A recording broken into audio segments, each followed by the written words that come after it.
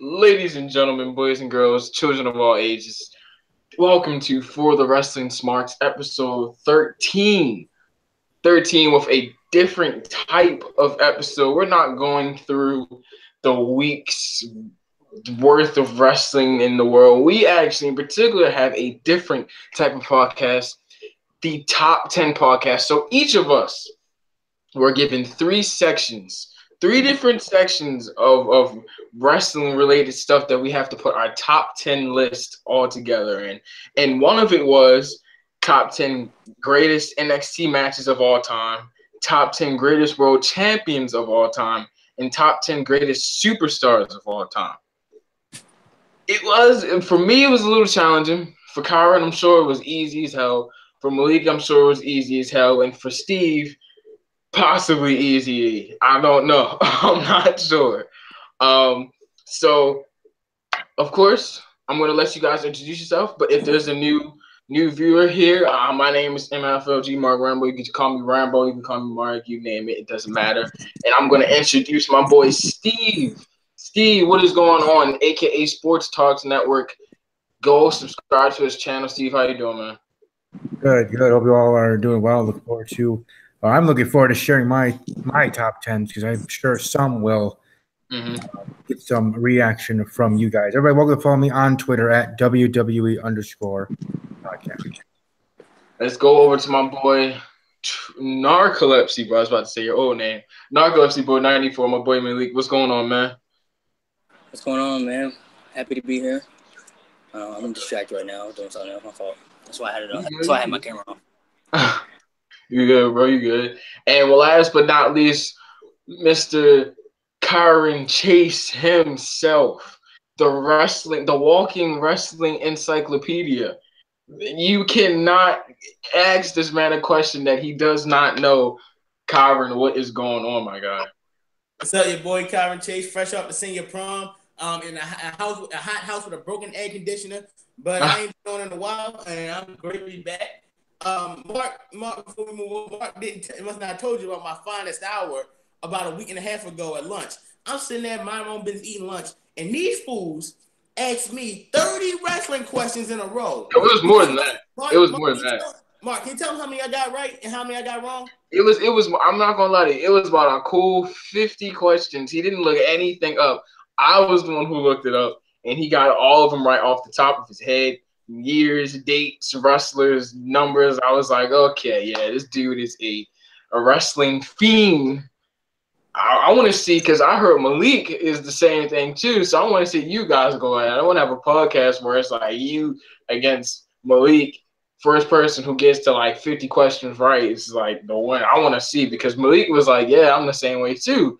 So hell, maybe Kyron got some competition. I don't know. We're going to have to find out sooner than later. But yeah, this man literally did not get a single question wrong. I don't know how. I don't know if that's possible. Because it's not that hard. I mean, I guess Kyron's probably the only one gonna understand this. It's really not that hard to remember. Like once you just like know so much about wrestling, it's just like off the top of your head. Like exactly. For you guys. For you guys. I mean, I've been watching wrestling a long time though. So like when I first got into it, I used to study like everything about it. Like I used to like just like look up everything, details. I would like just try to know everything as much as I could. But it's really not. I mean, after so long, it's really not that hard to remember. Like it's not that hard to remember like who the world champion was like 10 years ago. I mean, for me at least. I mean, I don't know. That's just me. Mm-hmm. Yeah, you guys can only speak for yourself. I'm not there yet. I got so much stuff on my mind. Remembering that, I mean, I'm a big wrestling fan, but remembering all that, I'm just like, no, I don't know if I can do that. But anyway, let's get to while we're here. Let's get to the list. Now, I don't know if you guys want to start off with a certain one. Do you guys want to start off with? You guys have a preference? Which one you guys want to start off with? NXT. I feel like the other two might be a little bit bigger, considering the fact they go back over 50 years, and NXT only goes back about 10, less than that. Okay. All right. So I'm gonna start with you, Kyron. Since you wanted to start off with the NXT, I want you guys. This is in order, right? Yeah, it is in order. Okay. So, Mr. Kyron Chase, take the floor. Give me your top 10. Now, my Get top 10, just because they might get a higher rating from Meltzer does not mean I'm going to give it a certain rating. My favorite NXT match just happened, which was Gargano and Ciampa at TakeOver New Orleans for the emotion, the action, the storytelling, especially. Had to put that number 1. Number 2 is Gargano versus Almas at NXT TakeOver Philadelphia. Once again, incredible story, great in-ring action. Number 3, a match that might not be the best on here, but it holds a special spot in my heart because it's the match that got me NXT and got me into women's wrestling again. Sasha versus Bayley, NXT TakeOver Brooklyn. 4, DIY versus the Revival, 2 out of 3 falls match in NXT TakeOver Toronto. 5, Sami Zayn versus Shinsuke Nakamura, NXT TakeOver Dallas. 6, the North American Championship ladder match, NXT TakeOver New Orleans. 7, I gotta go DIY versus the Revival, NXT TakeOver Brooklyn 2. 8, Asuka versus Ember Moon, NXT TakeOver Brooklyn 2. 9, Bayley versus Sasha Banks, NXT TakeOver Respect Iron Women's match. And 10, what did I have number 10? I actually just saw a post about this match earlier, and it's a shame how people don't talk about it. Sasha Banks versus Becky Lynch, NXT TakeOver Unstoppable, the match that made Becky Lynch a star. Those are my 10 favorite NXT matches of all time.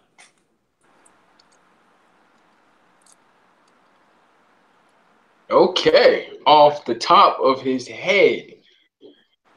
All right, can't beat that. Okay, let's go with you, Steve, because I feel like other than the Becky Lynch, Sasha Banks one, because I really don't remember that one that much. Pretty solid. Not gonna hold you. Pretty good. I want to see where everybody else is, so I'm gonna go with you, Steve. Steve, what's your 10? Boom, ba-da-dum, boom, boom. All right. And I'm going to go opposite way. I'm going 10-1. So, number 10 on my list, I have Cesaro versus Sami Zayn from Arrival 2014, their first NXT show. Number 9, Finn Balor against Kevin Owens, NXT Brooklyn 2015. Number 8, Bobby Roode versus Shinsuke Nakamura, NXT Orlando 2017. Number 7, Tyler versus Pete Dunne, NXT Chicago 2017. Number 6, Sanity versus Undisputed Era versus AOP Authors of Pain there at NXT War Games 2017. Number 5, Sasha Banks versus Bayley, NXT Respect 2015. Number 4, Charlotte versus Sasha Banks versus Becky Lynch versus Bayley at NXT Revival 2015. Number 3, Revival versus DIY, NXT Toronto 2016. Excuse me. Number 2, Neville versus Zayn versus Tyson Kidd versus Tyler Breeze, Fatal 4-Way NXT show 2014. And my number 1 personal favorite NXT match of all time, Andrade Cien Almas versus Gargano, NXT Philly 2018. I like that. That's honestly, I'm leaning on Steve's list a little more than yours, Kyron. Just by the slightest bit. I like that last match because I agree with you on that one, which kind of obviously gives you where I'm going. Dark Ellipse, give it to me. Give it to me. All right. No, well, first of all, I don't have some of those matches. I don't even have on my list. Shoot. Okay. I don't have the Gargano match. I don't have nothing, but I don't have the Almas match on there. You know, that was a good match, but there were better matches that I had to put on there. Wow. I gotta hear this one. Oh. Number 1. We want to start from 10 up, or you want me to start from 1? Let's start with 10 up. Yeah. All right. Number 10, I have Sasha Banks versus Becky Lynch. That match is slept on. That was a really good match. Thank you. That match is definitely slept on. Number 9, I have the ladder match and the recent one that just happened at NXT TakeOver with Adam Cole, Lars Sullivan, Velveteen Dream, all the other guys. Number 8, I had Pete Dunne versus Tyler Bate at NXT TakeOver Chicago. Number 9, I have Johnny Gargano and Tommaso Ciampa. No, number 9, but I'm number 7. Sorry, number 7, I got Johnny Gargano and Tommaso Ciampa. Where was I? Number 7. Number 6, I have Number 6, I have Sami Zayn versus Cesaro, NXT TakeOver Arrival. That was like the very first NXT TakeOver.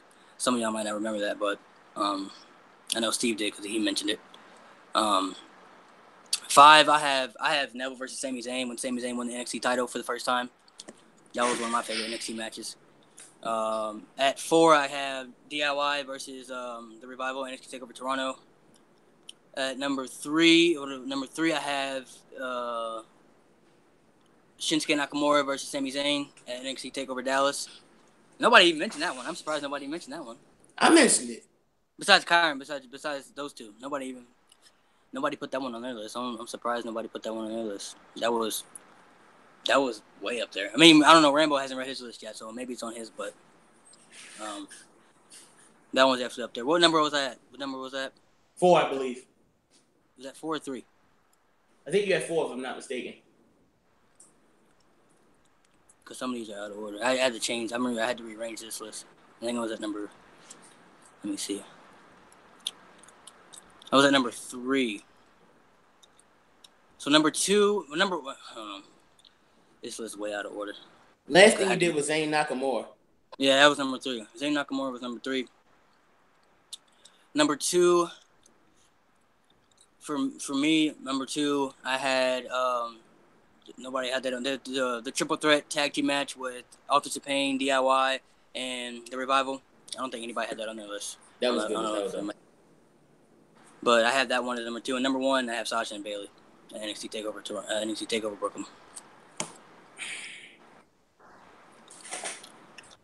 That one, my list was kind of out of order because I had to change it. I had to change it at the last minute because I had to think.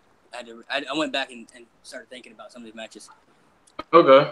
All right. The Becky and Sasha one, bro. That's slept on, bro. That's a really. It really is. You like no one talks. You have to go back and watch. Y'all have to go back and watch that. I understand that because really, nobody really knew who. Nobody really was invested in Becky Lynch for that match. Which is why I says the match that made her a star. Like, and you look at the match that Sasha had with Bayley; those raised the bar so much to the point where the one she had with Becky less than 2.5 or 3 months earlier, no one talks about, despite it being such an incredible match. If she didn't have those 2 matches with Bayley, everyone would be calling that match one of the best in women's matches in NXT history. Yeah. Okay, speaking from the Smarks themselves, like I was saying, I'm the last person then. Yeah. All right, so I'm gonna give you my list right now. I'm just texting my brother. Starting at number 10, Shinsuke Nakamura versus Sami Zayn TakeOver Dallas. 9, Banks versus Bayley.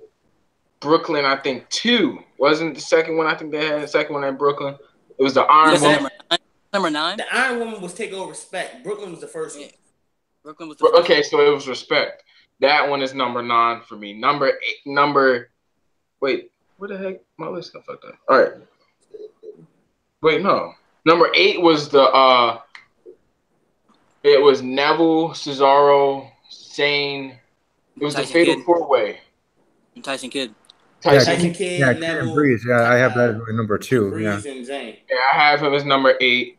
Number 7 is TakeOver War Games. Number 6 is Neville and Sami Zayn. Number 5 is Banks and Bayley. Number 4 is Aleister Black versus Velveteen Dream. Number 3 is the ladder match at TakeOver that we just had. Number 2 is Tyler Bate versus Pete Dunne, TakeOver Chicago. Number 1 is Johnny Gargano versus Andrade Cien Almas, TakeOver Philly. No, I didn't have that one on my list. That was by far. That was a great match though. That was a great match though. No question. Had me on the edge of my seat. Yeah, definitely for sure. I loved the Andrade match. That one definitely was like, oh crap. Yeah, that was a really good match. That's the match that made me a fan of Andrade. Okay, let's go to. There was another match that I was gonna put on there. It was I think it was Tyler Breeze. It was an old one. I think it was Tyler Breeze versus Neville, if I'm not mistaken. They had a match. It was like a number 1 contenders match, something like that. It was a number 1 contenders match. It was an NXT, and it was old ago, but I remember that. That almost made my list. The almost match almost made my list too, but there were other matches that I had to put on there that I thought should have been on there. I completely can't believe I forgot about Tyler Bate and Pete Dunne. I completely forgot about that match. I remember that had been up there. That match was amazing. It definitely. If I didn't go up the top, then that match definitely been on there because it was honestly. I ranked as the best NXT match last year. So if I thought it out and remember, that match might have been in the top, at least top 5. I don't know, but since I did it off the top.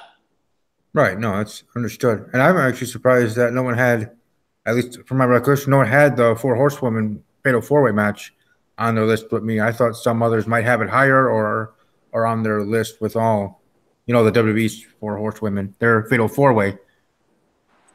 That was a good match. It was a great match, and then it was time for Sasha to get the title. I just didn't put it there because I felt like with how great NXT's even gotten in the last 3 years, that match just doesn't have a top 10 feel for me anymore. It's still a great match, but I just think that when I'm looking at NXT now, like you've gotten, once again, I don't take Meltzer as gospel. He gave 3 matches this year 5 stars, and then you have so many great matches in 2016 with Nakamura, the Revival, DIY. I just feel like the Fatal 4-Way Horsewomen match. Like if I'd done this list maybe 3 years ago, that'd have been in the top 5. But it just has to be. It's not there anymore. I think I do even make your point even stronger. I think just how the women's division in NXT has gone with the assets that they had and the marquee matches that have been at NXT TakeOver since that Horsewoman Fatal 4-Way, that it might even be bumped off, maybe even bumped off a women's top 10 NXT match, maybe even because you had so many good women's matches that that could be the case. Let alone I can't, but it's been a minute it's been a while for me since a women's match in NXT TakeOver has stole the show. Just for me, like in my opinion.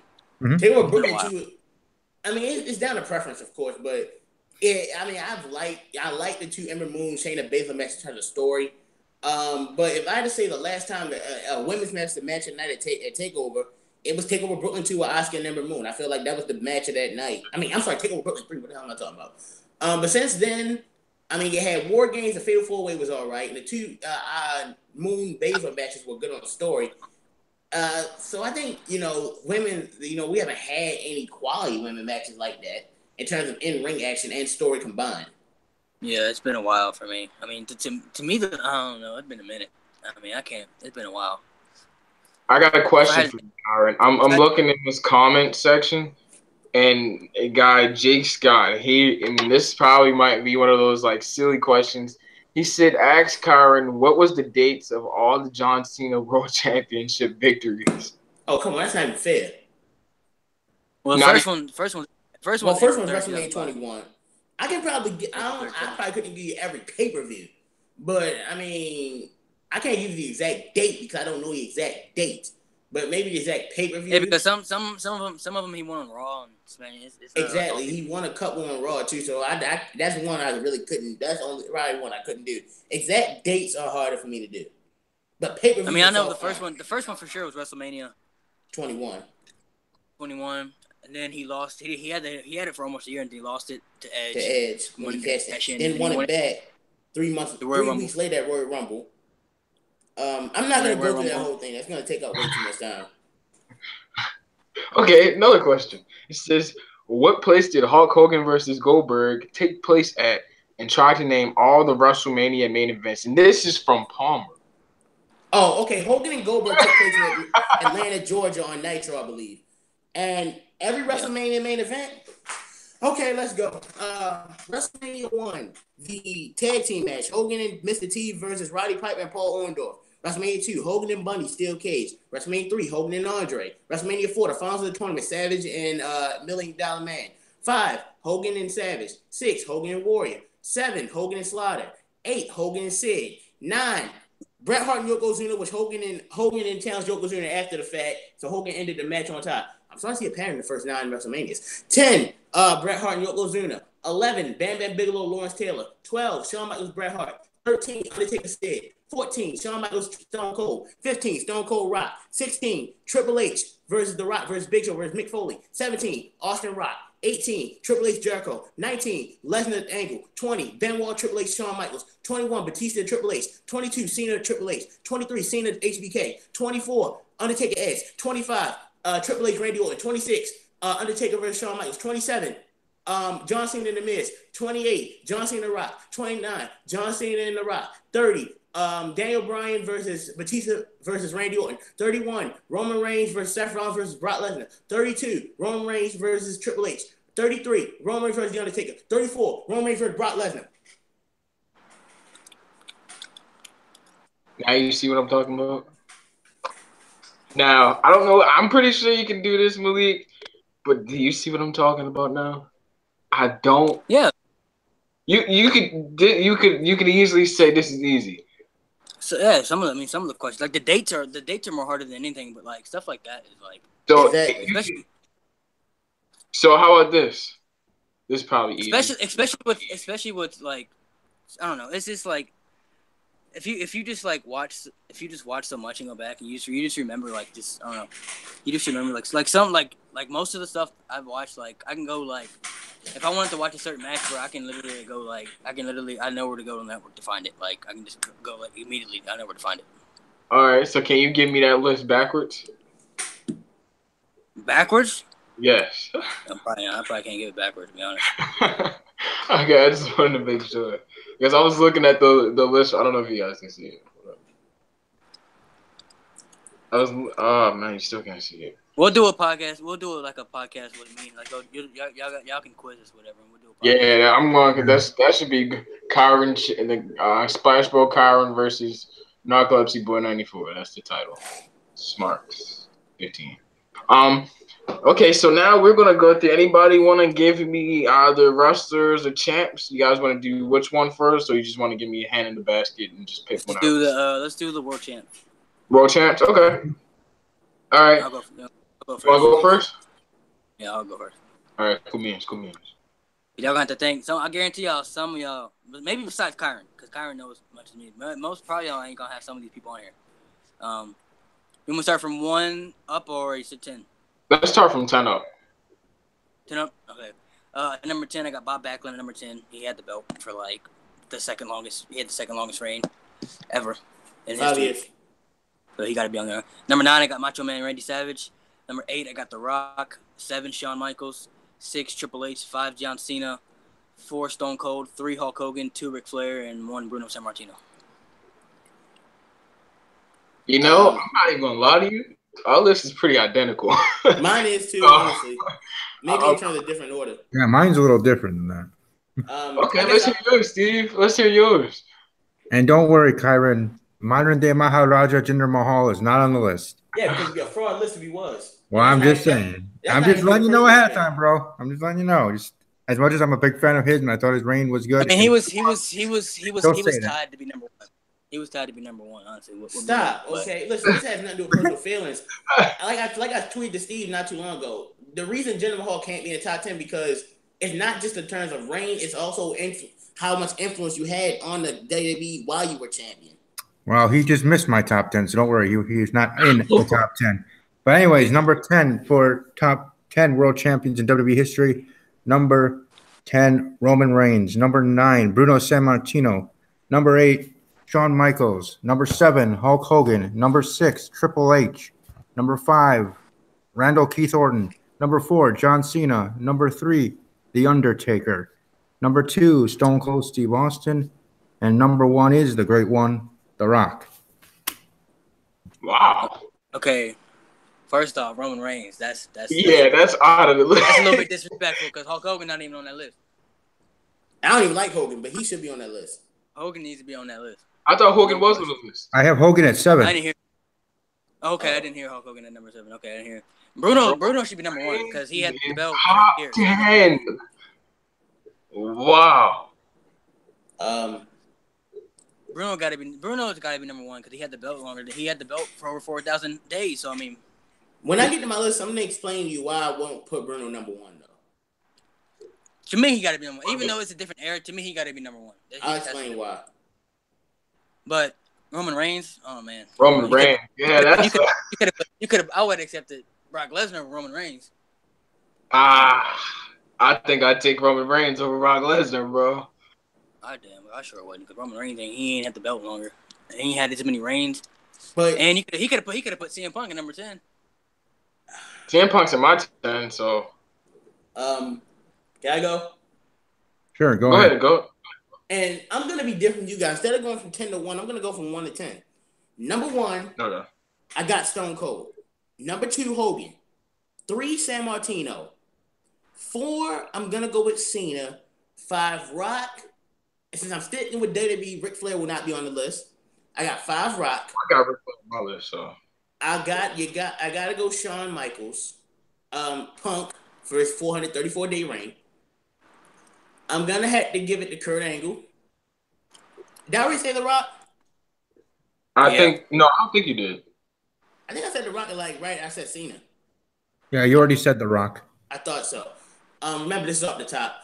I gotta go 4 will probably be Triple H. No, 4 Bret Hart, 5 Triple H. Now, here's why Ric Flair's not on this list, because I said, and Undertaker on the list. Ric Flair, because even though he does have 16, even though it's more than that, World Championships, I'm sticking with WWE. And you look at his 2 WWE title reigns, neither one of them really affected WWE that bad. I mean, neither one of them were game changers or anything like that for WWE. He held the first one from Royal Rumble 92 to WrestleMania 8. And while he did win the greatest in the greatest Royal Rumble and lost it in one of my personal favorite matches, you look at what he wasn't champion long enough to justify it. In the second reign, he only held it for a few weeks when he beat Savage on the house show and then lost to Bret Hart in Saskatchewan.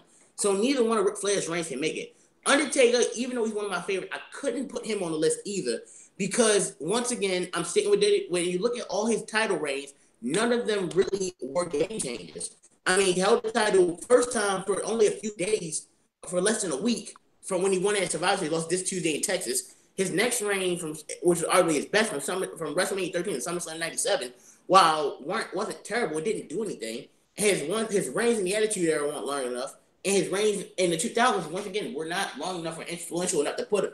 San Martin, Hogan, I put Hogan and Austin at 1 and 2, because with Hogan, his reign changed the industry. You look at the 4 years he held the title, even though, putting aside personal bias, you look at, his 4 years on top, they changed the industry forever. With how WWE went worldwide because of Hogan. And the reason Austin is over Hogan, because Austin's the one that saved everything for WWE. Because if you look at it in terms of wrestling legacy, the Hogan would be number 1.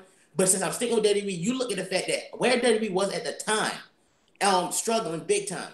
Then Austin became the man, especially in 98 and 92, probably 99. That's when WWE's business was booming. That's when they were at their highest point. And Austin was the flag bearer for that, which is why I had to put him number 1 and Hogan's number 2. San Martino, while yes, he was champion the longest, and I understand why he put number 1 Malik. Once again, quality over quantity. You don't hear much about what Bruno did during his reign.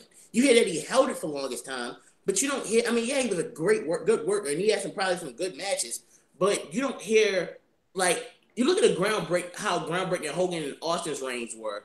That's why I had to put them 1 and 2. That's because wrestling wasn't as global as was when San Martino was.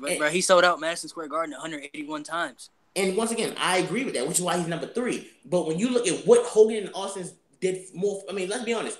Which reigns did more for the industry? Hogan and Austin or Bruno? You got to give that to Hogan and Austin, which is why they're number 1 and 2. Okay, one. When Bruno was the champion, he wasn't working for Vince McMahon Jr. He was working for Vince McMahon Sr. I know that. Two different type of owners. Two mindsets. Wrestling was way different back then. Exactly. Bruno was really Hulk Hogan before Hulk Hogan was Hulk Hogan. He was the main attraction. I mean, he sold out Madison Square Garden 181 times, more than any superstar. 181 times. And which is like I said, and putting him number 3 is why I have to have him there. I agree with everything you said. But when it comes down to groundbreaking, not acting like Bruno wasn't groundbreaking. He drew money. Hogan and Austin drew more than Bruno ever did. Once again, different time periods. Wrestling was different back then. And yes, you could say, but you judge time period. That's not necessarily fair. And I can say that, but at the same time, you look at what, for example, look at the time period Austin was champion. WWE had to get through the Stereo Trial 94. 95 was their worst year. 96, Shawn was not drawing on top as champion. 97 was the beginning of Austin's rise, despite breaking his neck at SummerSlam. And that's when everything started changing. Austin helped save that company big time. I mean, let's be honest. If it wasn't for Hogan, then wrestling would not be what it is today. But if it wasn't for Austin, they'd be what they'd be today. Which is why I had to put Austin 1 and Hogan 2. If this was, in terms of all of wrestling, then Hogan would be number 1. But you gotta look at that from a business perspective. And once again, not saying Bruno didn't draw. I'm not trying to say he was a low drawing champion, because no one on my list I could say that. I'm just looking at it from all around. And while yes, Bruno had the title long, he was selling out MSG. Austin and Hogan were the ones that really made everything different. But where would Hogan and them be if Bruno had never wrestled? We don't know where they'd be. That's a good point. But you gotta look, like you said, Vince McMahon Sr. and Vince McMahon Jr. were two different promoters. Vince Sr. only wanted to stay in the Northeast area. Vince Jr. made the company nationwide and worldwide. And who was the one who helped Vince take the company nationwide? Hogan. Who was the one that saved everything? Who was the one that saved everything when WWE was at their darkest point? Austin. Which is why, yes, Bruno, like I said, Bruno was important. Which is why at the end, his reign was legendary. Granted, you would never have a 7-year title reign nowadays. But that's beside the point. And I'm just looking at it like Hogan changed everything. Austin saved everything. And while Bruno was good in his own right, you got to take those into account, which is why they're number 1 and 2. Any objections? I have to put Bruno on number 1 just because Hogan and Austin may never even been there if it wasn't for him. You know what I'm saying?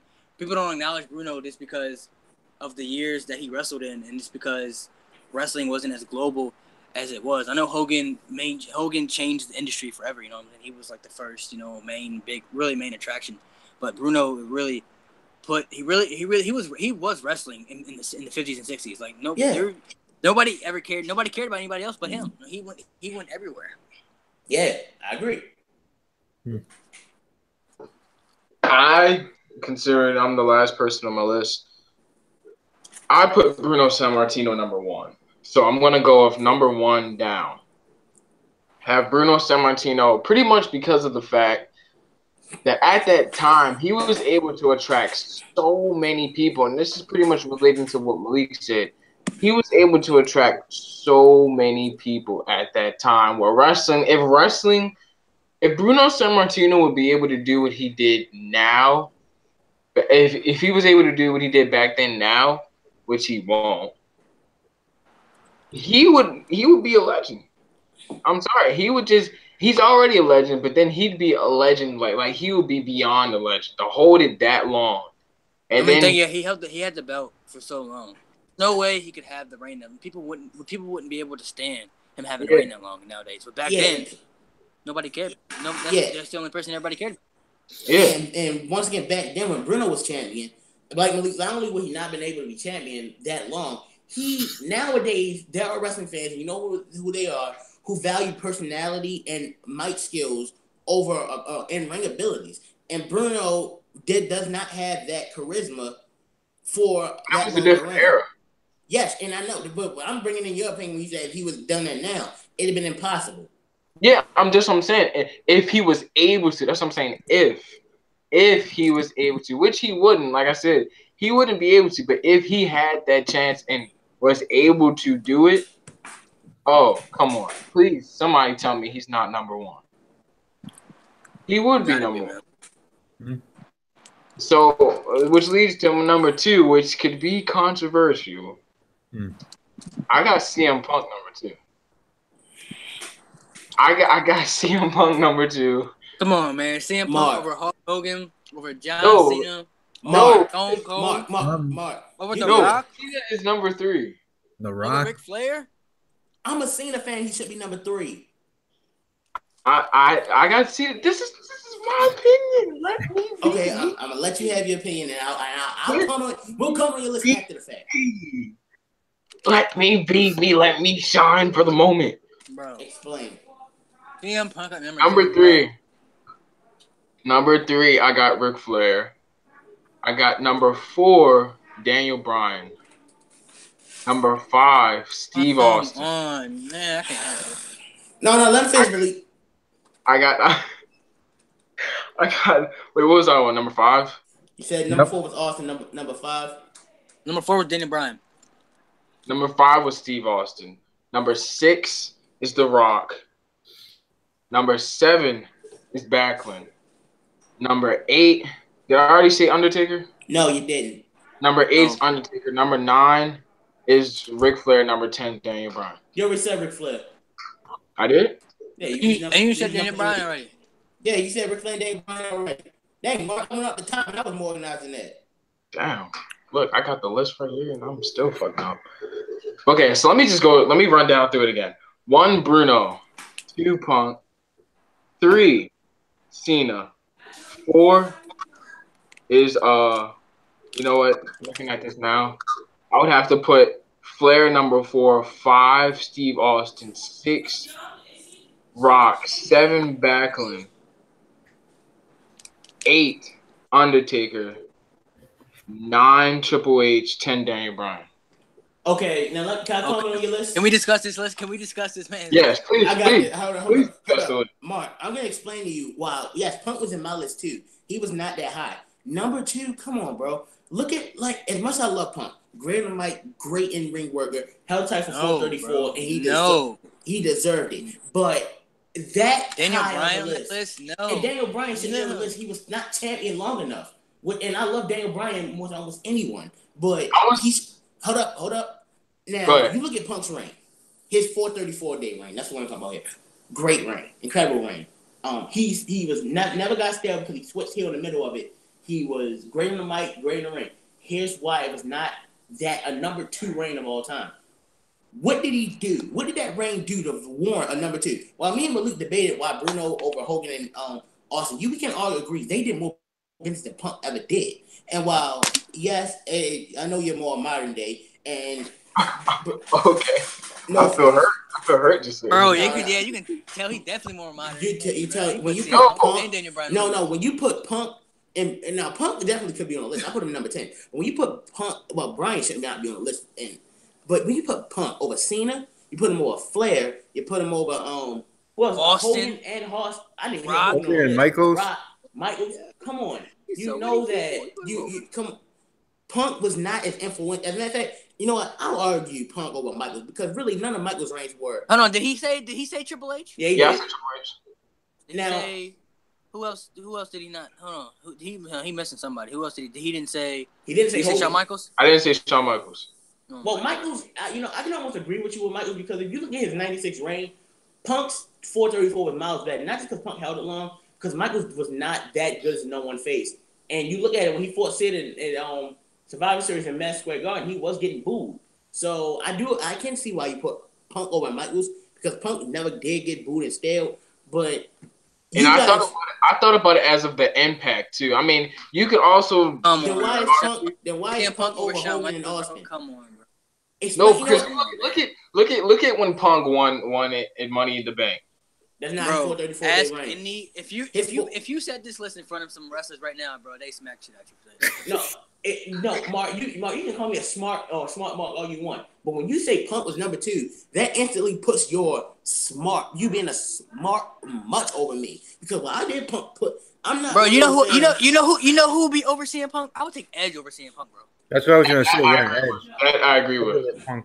That I honestly didn't even think about Edge. You know what, Malik? I'm actually gonna disagree because once again, I love Edge, but. And this is why I got to bet Mark up a little bit. None of Edge's world title reigns, once again, had that impact that Punk's 434-day reign did, which is why I didn't put Edge in the top 10 either. Now, if you actually, I don't know. The one when he main evented WrestleMania Undertaker, that was a big one. That was good. He held the title from December to March. He didn't even hold it that long. But it was still a big impact. He never had a reign as long as CM Punk did, but it was still a big impact. Even the one when he first won the world title, he only had it for 3 weeks, but that was huge. Yeah, it did lead to one of the highest rated segments in Raw history, but that's because sex sells. But all I'm saying is, if I was, like I said, my list, Punk had to have been there because 434 days is nothing to sleep. And unlike Lesnar's for almost year-long reign, Punk was there every night, well, whenever he wasn't injured or something. But he made you believe he was a champion. Lesnar just shows up, does a few suplexes, and has Paul Heyman do his mic work. Punk, while the reason CM Punk's not on this is because his reign was impactful, but how many pay-per-views did he actually main event as the champion? And Malik, you got to take that into account because really he only main evented. And I'm not saying I'm not, and then most of it is because of the booking. I agree. It wasn't his fault. Of the booking. No question, it's not his fault. But I can't put that there because for the first, he didn't when he first won the world title at Survivor Series. He main evented one pay-per-view after that. He didn't main event WrestleMania. He didn't main event Extreme Rules. He didn't main event Money in the Bank. He didn't main event SummerSlam. He didn't main event. The first main event after that was Night of Champions against Cena. Actually, no. Malik, he did main event TLC 2011. I was there personally. He did main event that. Yeah, I said that. I said after TLC, he didn't main event any other one, so Night of Champions. And you know what, Malik, and a lot of that is not Punk's fault, but Malik has a point there, Mark. You look at let's look at every pay-per-view after 2012 when Punk was champion. Royal Rumble didn't main event, but that's understandable. It's the Royal Rumble. Elimination Chamber, Kane and Cena's ambulance match main evented. Once again, the Punk's Elimination Chamber should have ended that. And of course, Rock and Cena main event. Rock and Cena. That's Rock Cena. Come on now. Yeah, I don't even disagree with you on that. Extreme Rules, Brock Cena. All right, that's understandable too. That's Brock's first match back. Now over the limit, Cena and John Laurinaitis. Come on now. There was no reason Punk. And then he did main event Money in the Bank because Cena won Money in the Bank that year. He didn't main event Money in the Bank. But in all fairness, SummerSlam because Triple H and Lesnar main event SummerSlam that year. But in all fairness, I think Money in the Bank is also kind of okay. He didn't main event because you look at the star power for that Money in the Bank. You know, you had Cena. Cena, I agree. I agree with that. And I think that money, but I think the biggest culprits are Elimination Chamber, Over the Limit, and really No Way Out. I'm kind of leaning on because Cena and Big Show's cage match did have a story that involved Vince and John Laurinaitis, so it makes sense that was the main event. But I agree with Malik in a way. He didn't main event a lot of pay-per-views. I'm not saying he couldn't draw, but really, he could definitely draw. I mean, no question. He definitely. But of his whole reign, Mark, he only main event like 3 to 4 pay-per-views, and not count matches against Cena or whenever Cena did wrestle on the show, and Punk was there too. Punk did not main event. Yes, bro. If he was not wrestling Cena, bro, he was not in the main event. And really, TLC 2011 doesn't count because Cena wasn't there that night, and I was at that show. And Hell in a Cell 12 doesn't count either because Cena was injured that night too. So you take away all his matches that were against Cena, or and anything take away all his matches against Cena in 2012, and whenever Cena was not injured. How many pay-per-views did he in? The ones against The Rock. Yeah, that's true. That is true. He didn't main event any pay-per-views, bro. And he main evented. He really. If you look at all the major pay-per-views, he only main evented once. So he main evented Survivor Series, and John Cena was in that main event. No, he did not main event. He didn't main event the Royal Rumble. He didn't main event WrestleMania. He didn't even main event SummerSlam. No, and and he had a match with Cena that night. But the match he won the title when he didn't even main event. Once again, that's understandable because John Cena and The Rock tag team to face Awesome Truth, so that's understandable. But even the Survivor Series he won the title at in Madison Square Garden, he did not main event. And this is not a knock on Punk because CM Punk is honestly one of my 10 favorite wrestlers of all time. And I put him number 10 because he should be on the list. But to put him number 2, Mark, I feel like you're kind of overrating Punk a little bit there.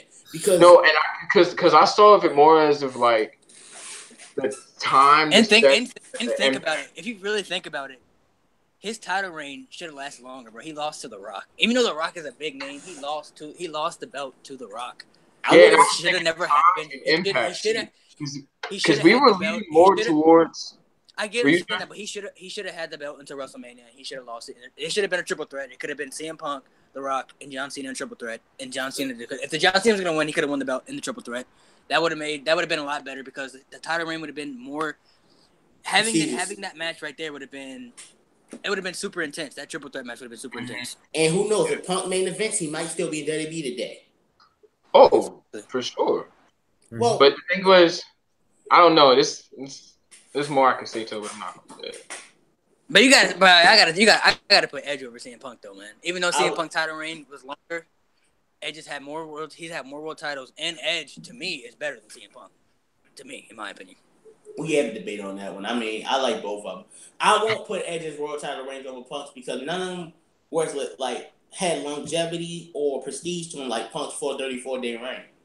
And I always say quality over quantity, but none of Edge's reigns had the quality that Punk did. And while Punk didn't main event many shows, he was usually in the best or second best match of said night.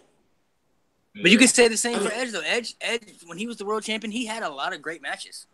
He did. I'm not denying that. I just feel like you look at Punk's same with Shawn Michaels, bro. You can't not tell me Shawn Michaels can't be in top 10 world champion, bro. Shawn Michaels the best in-ring performer ever.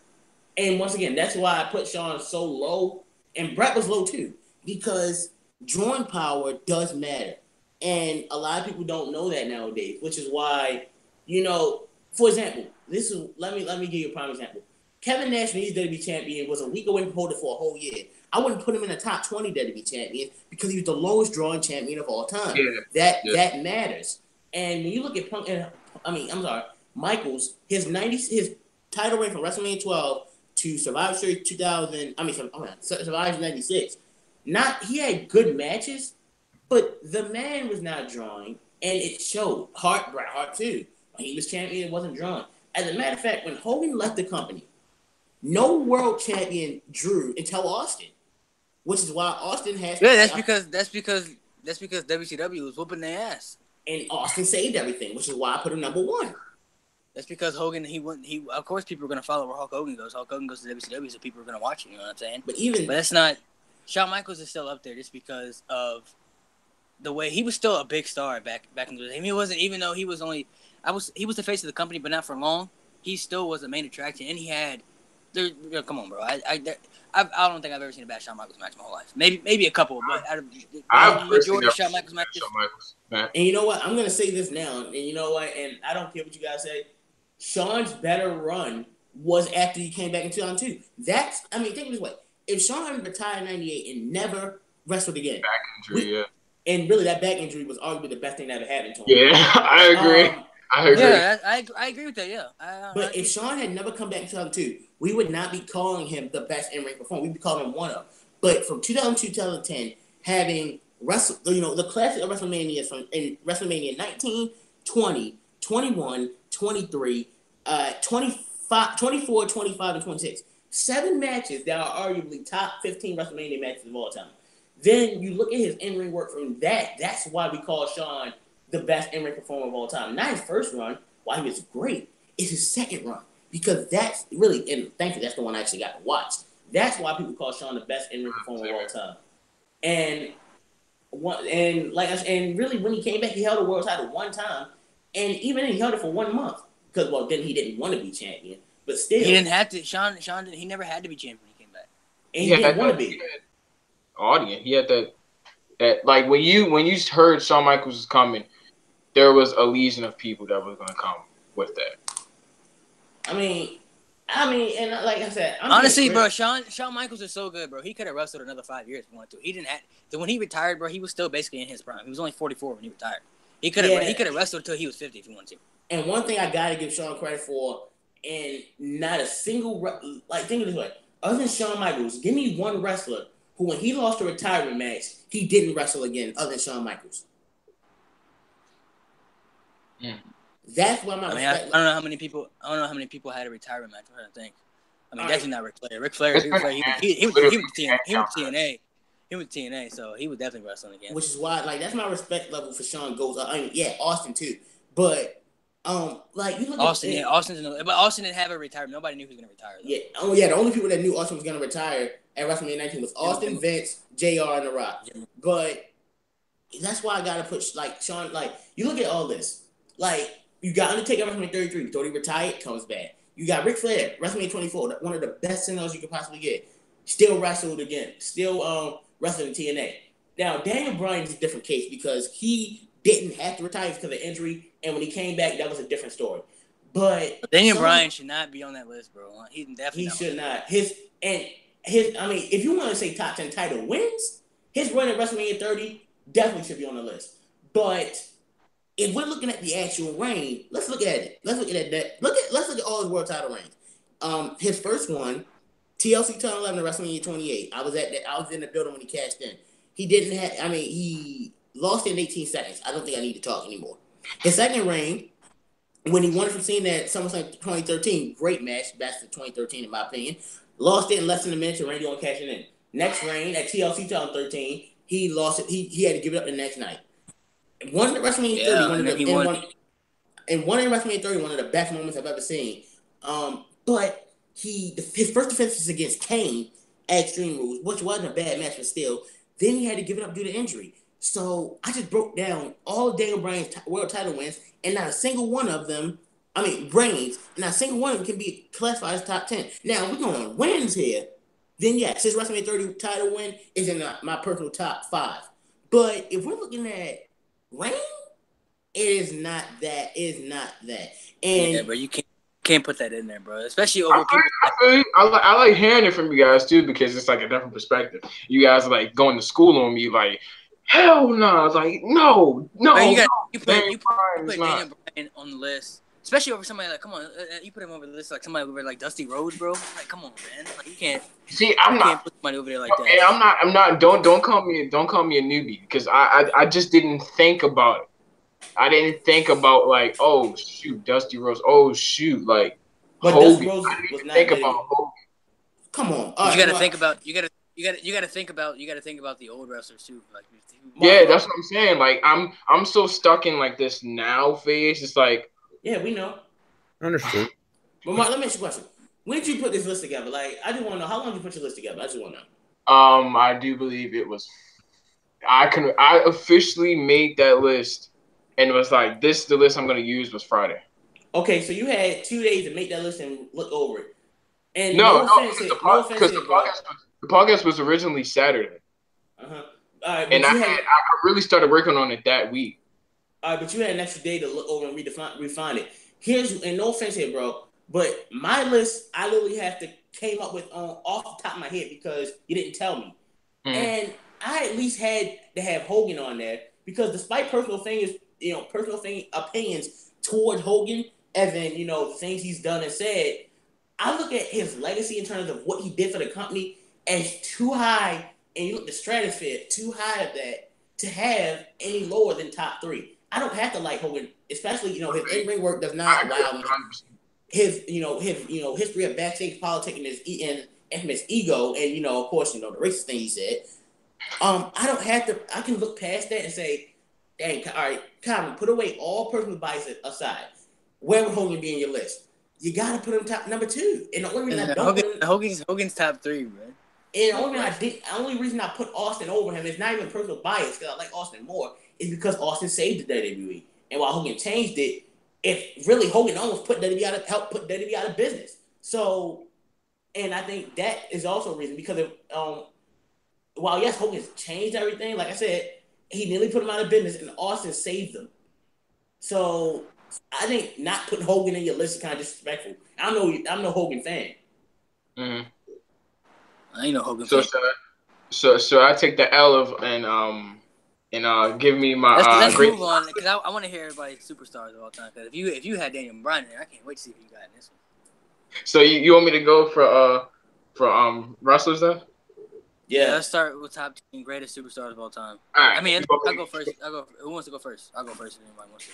Oh, why don't Steve go first? Because me and you already went first. All right, Steve, you go first. All right. My top 10 every superstars of all time. Again, this one being more heart over head, I guess. I'm sure I'll hear some feedback on it. Number 10, Hulk Hogan. Number 9, Roman Reigns. Number 8, Triple H. Number 7, John Cena. Number 6, Kurt Angle. Number 5, Randy Orton. Number 4, The Undertaker. Number 3, Stone Cold Steve Austin. Number 2, Shawn Michaels. And number 1, The Rock. Roman Reigns. I don't. You guys know. You guys know I don't hate Roman Reigns. Bro, I don't even dislike Roman Reigns. I don't even dislike Roman Reigns. Roman Reigns. But he is not. I don't think he's a top 10 wrestler of all time. I'm sorry. He ain't there. Yeah, I don't know if he's gonna be there by the time he retires, but he's definitely not there right now, man. He's still in the prime of his career. He's still in the prime of his career. You know what I mean? He's still in the prime, and he still has a lot more to accomplish. You know, think about what he's gonna accomplish.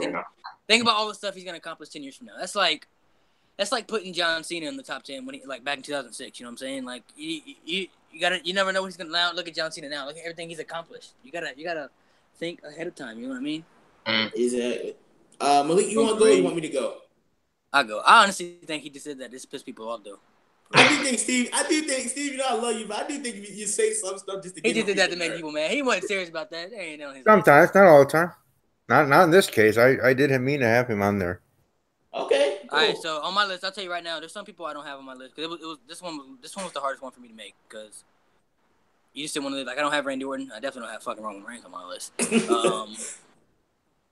I don't have Bret Hart. Bret Hart was debatable, man. It was a toss between Bret Hart and somebody else, but I had to take him off.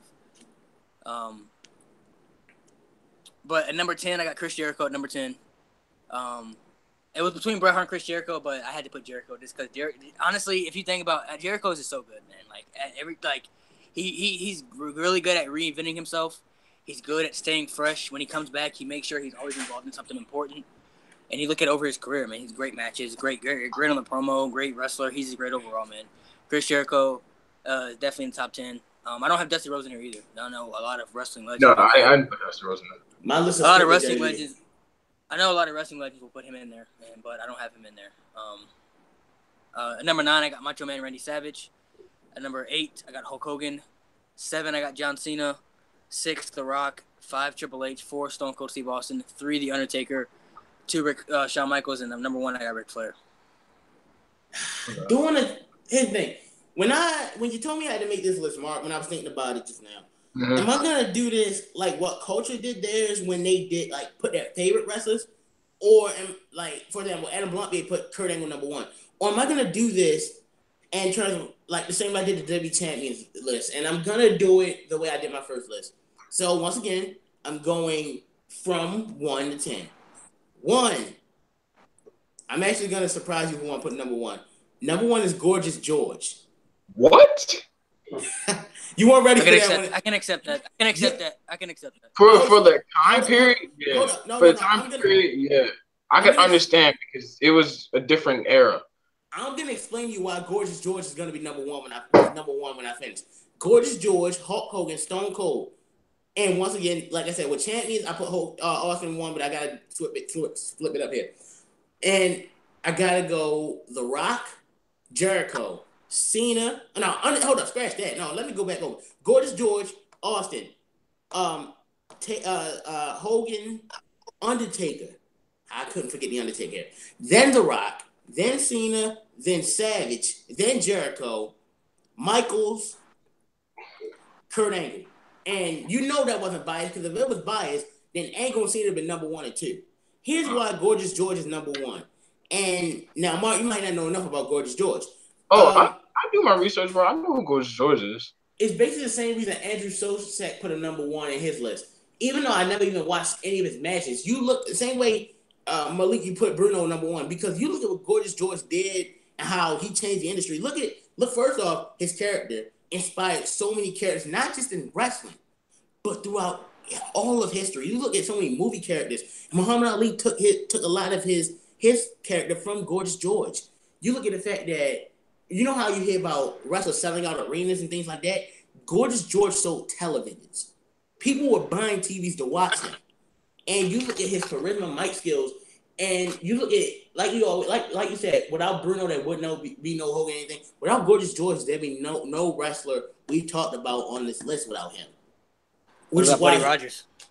You know, I was thinking about Buddy Rogers, and he was close to getting on that list, but I just couldn't do it. Even though he's the first WWE champion, that alone couldn't. He's the original Nature Boy. He was the Nature Boy. He was the original Nature Boy. But once again, Gorgeous George, I would argue, really did start a Nature Boy type gimmick. Yeah, when we hear Nature Boy, we think Ric Flair, but he was not the first to do that gimmick. And I had to put Gorgeous George number 1 because of all that. Once again, Hogan and Austin for every reason I've already said. You got people like Undertaker because, and this is not personal list. If I gave you a personal list, then you'd have had people like Angle 1, Cena 2, Undertaker 3, Michaels, Jericho, Savage. But I didn't do that because when I put a wrestler in my top 10, it has to be more than just in-ring skills. It has to go to mic skills, character, drawing power, and all that. And when you look at everything I base it off, I just go off in-ring abilities.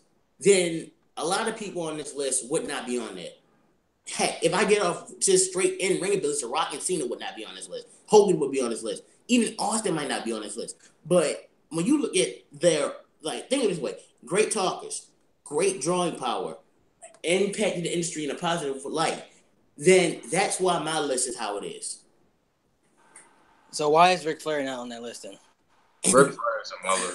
That's the thing, though. Here's why Ric Flair is not on this list. I'm sticking strictly to WWE. And when if I was counting NWA and WCW, Ric Flair might have been top 2 or 3. But his WWE stuff just was not enough to justify that. You can't just stick with WWE, man. Look at everything Ric Flair has done for wrestling, man. He was great great character, great on the mic. He's great at everything you just described. Besides maybe the in-ring ability, but on the mic, he was great in top ring. 3 on the mic, no question. Malik, and you know what? I agree with everything you just said. But let me look at the post by Mark again. Mark said it. And I'm sticking by the fact, and I'm just gonna stick by the fact that on my list, not a single list I did had anything outside WWE. And I'm sticking by that. If I went by WCW and NWA, one which I'm not that familiar with, then I might have had Sting, I might have had Flair, but I'd have had Dusty Rhodes. But I'm not doing that. I'm sticking strictly WWE, and if I stick strictly WWE, then Ric Flair just did not do enough in WWE to make this list. Now we're talking about all promotions. Flair's top 3, but I'm not doing that. That's just how I make my list. And that's every list I've ever made has been strictly WWE. Even when I did my first list I ever made was my top 10 favorite match in 2015. It was strictly WWE and NXT. I did not go to TNA, didn't go to Ring of Honor, didn't go to New Japan. I stick strictly to WWE because I'm one of those people. I'm not like I know much about something that I don't know about. And what's my home turf, my playing field is WWE. And that's why I stick with because that's why I have the most knowledge. See, I watch all types of wrestling. I know about NWA, WCW. I study it all, so. I study enough. Ric Flair, he's number 1 to me. There's no better superstar better than Ric Flair overall. In any promotion. I don't care where it is. Ric Flair is the GOAT. And he just might be. So I guess it's my time to get yelled at again. It depends who you have, Mark. Man, you better not have. You have better not put. Hold on. So we talking about the greatest superstars of all time, man. So before you go, you got to think, bro. You got to think about old. You can't just think about the new era, bro. You got to think about the 90s, 80s, 70s. And Mark, and I'm gonna tell you this now. You can put CM Punk on your list. He's not on the list. Oh, if he was in the top 3 or 5, I would have had a problem with you.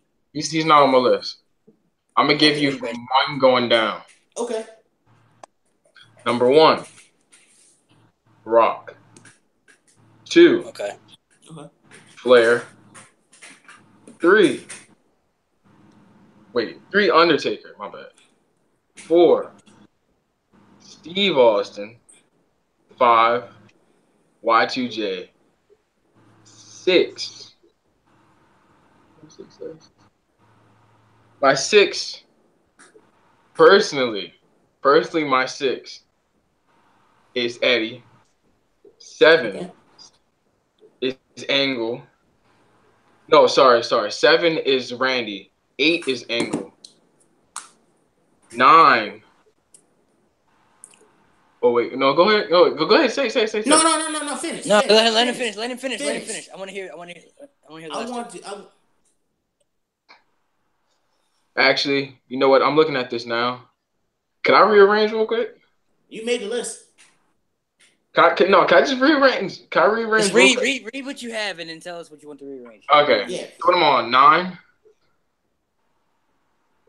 I'm on 9. Yeah. Number 9 Hogan, 10 Randy. Hold up. You put Randy in there. I didn't hear Cena.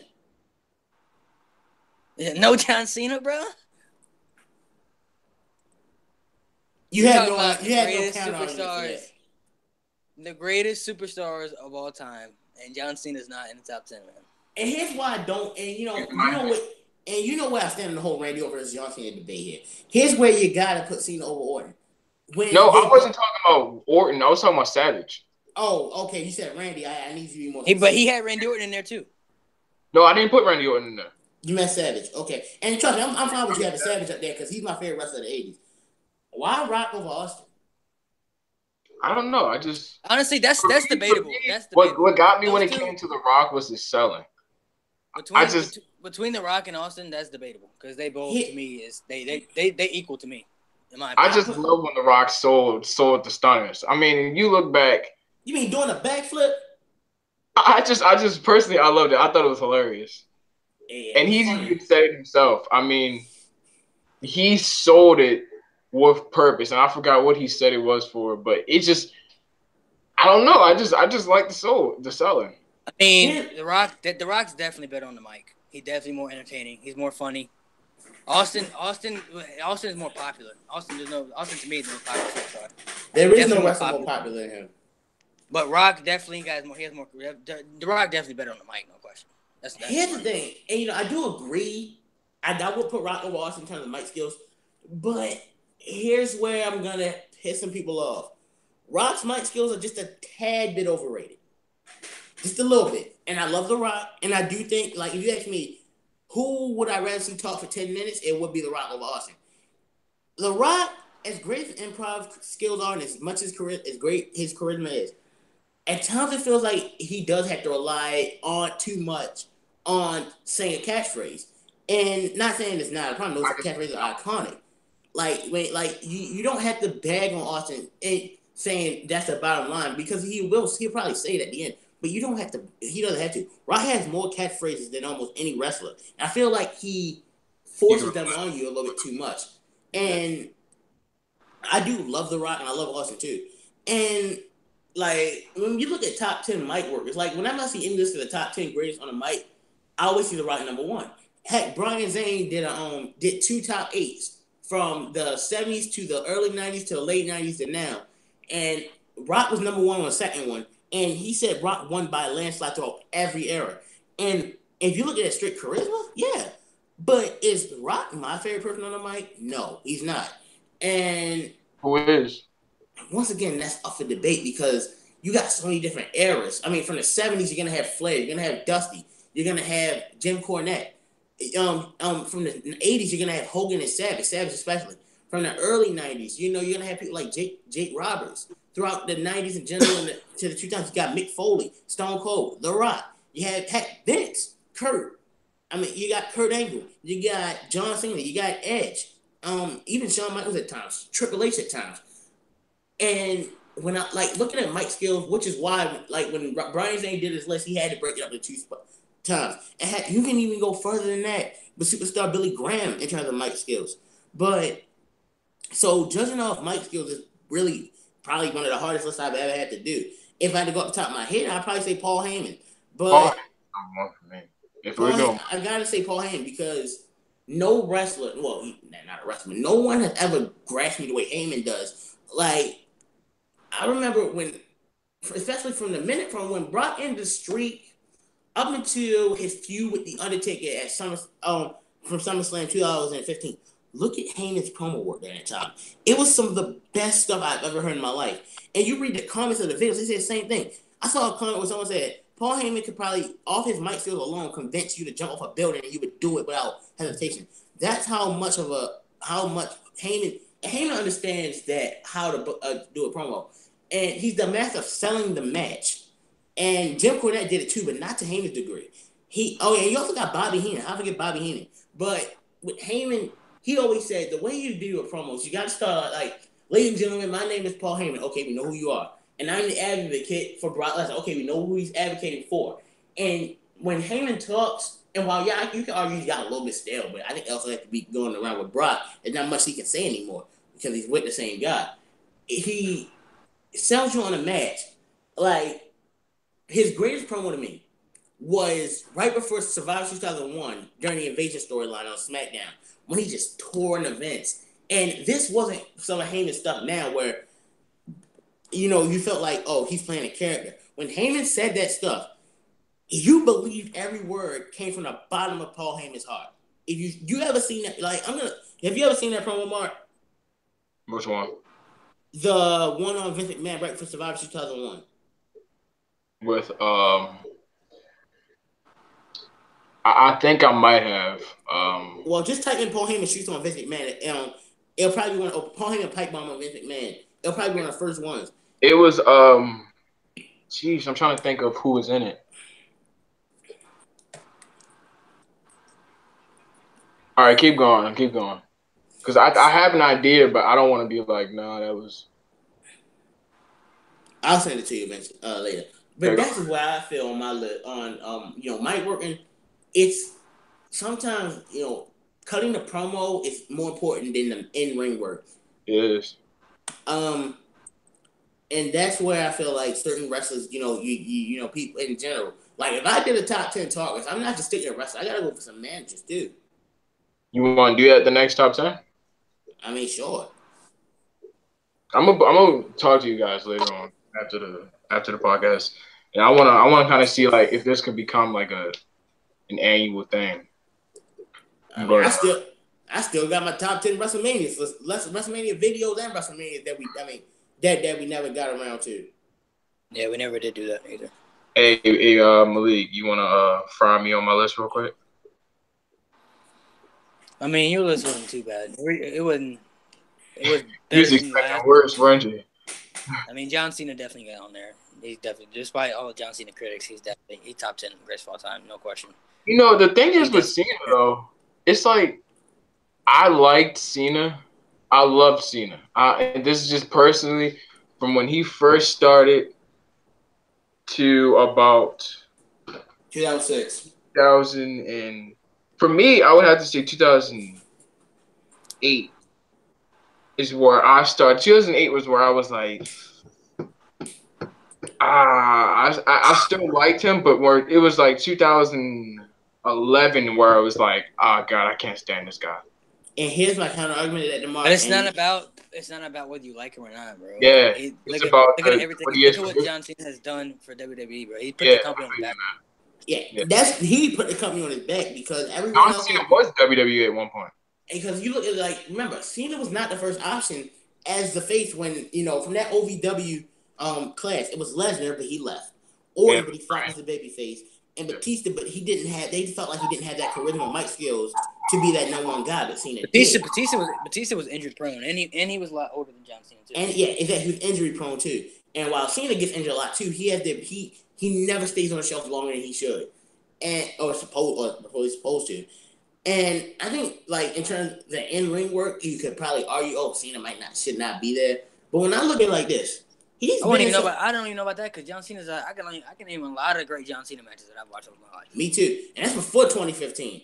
But just look at 2015 alone, from when he won the U.S. title to when he lost it to Seth Rollins at SummerSlam. The U.S. Open Challenge was one of the best things about that year. Just look. I mean, heck, how many match of the year candidates or great matches did he have when he won that title? The match against Cesaro in Chicago was one of the best matches I had seen that year. And that's just one. I think, and I say 2015 is the year a lot of Cena critics turned their eye on him.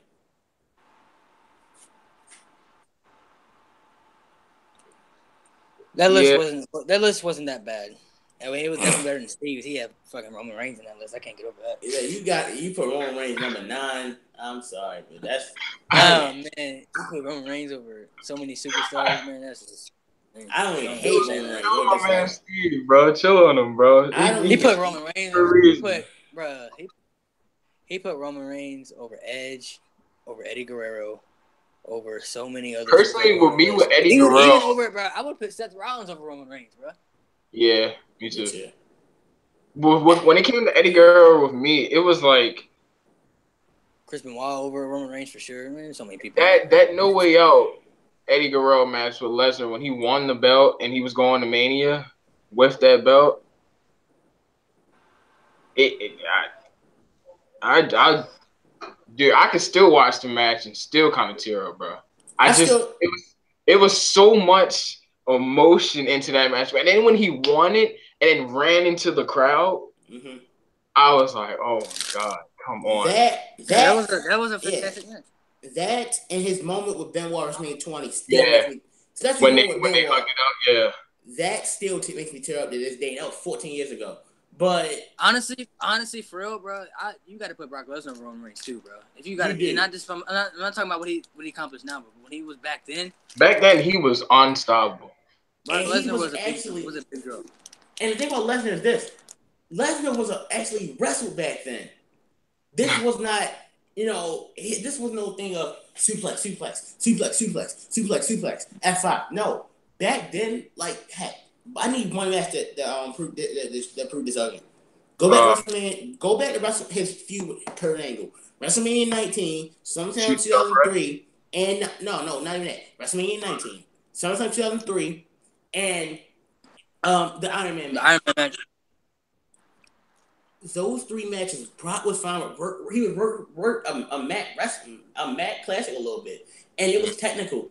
And nowadays, like, I understand, he went to UFC, dominated there, but Brock, people always give me, because I don't like Lesnar because he just uses one move or he never shows up. That's not even my whole problem. It's his flat out laziness that I'm tired of. Yeah, because Dean, I remember I was reading, I think I was watching, listening to an interview, and I think, or I don't know if it was watching or reading or listening, I don't know. And it said when Dean Ambrose was going against Lesnar, I think it was 32, he came up with so many ideas. Yeah. Of what to do in that match. Yeah, and Lesnar was like, just shut it down. And it was on the Austin podcast, which they ran on the network. So it's not one of the times where David can just silence it. No, this was on their network, and I think that and he got heat for that, even though I think it was stupid. But you watch that match, I literally predicted that could be the match of the night at WrestleMania 32.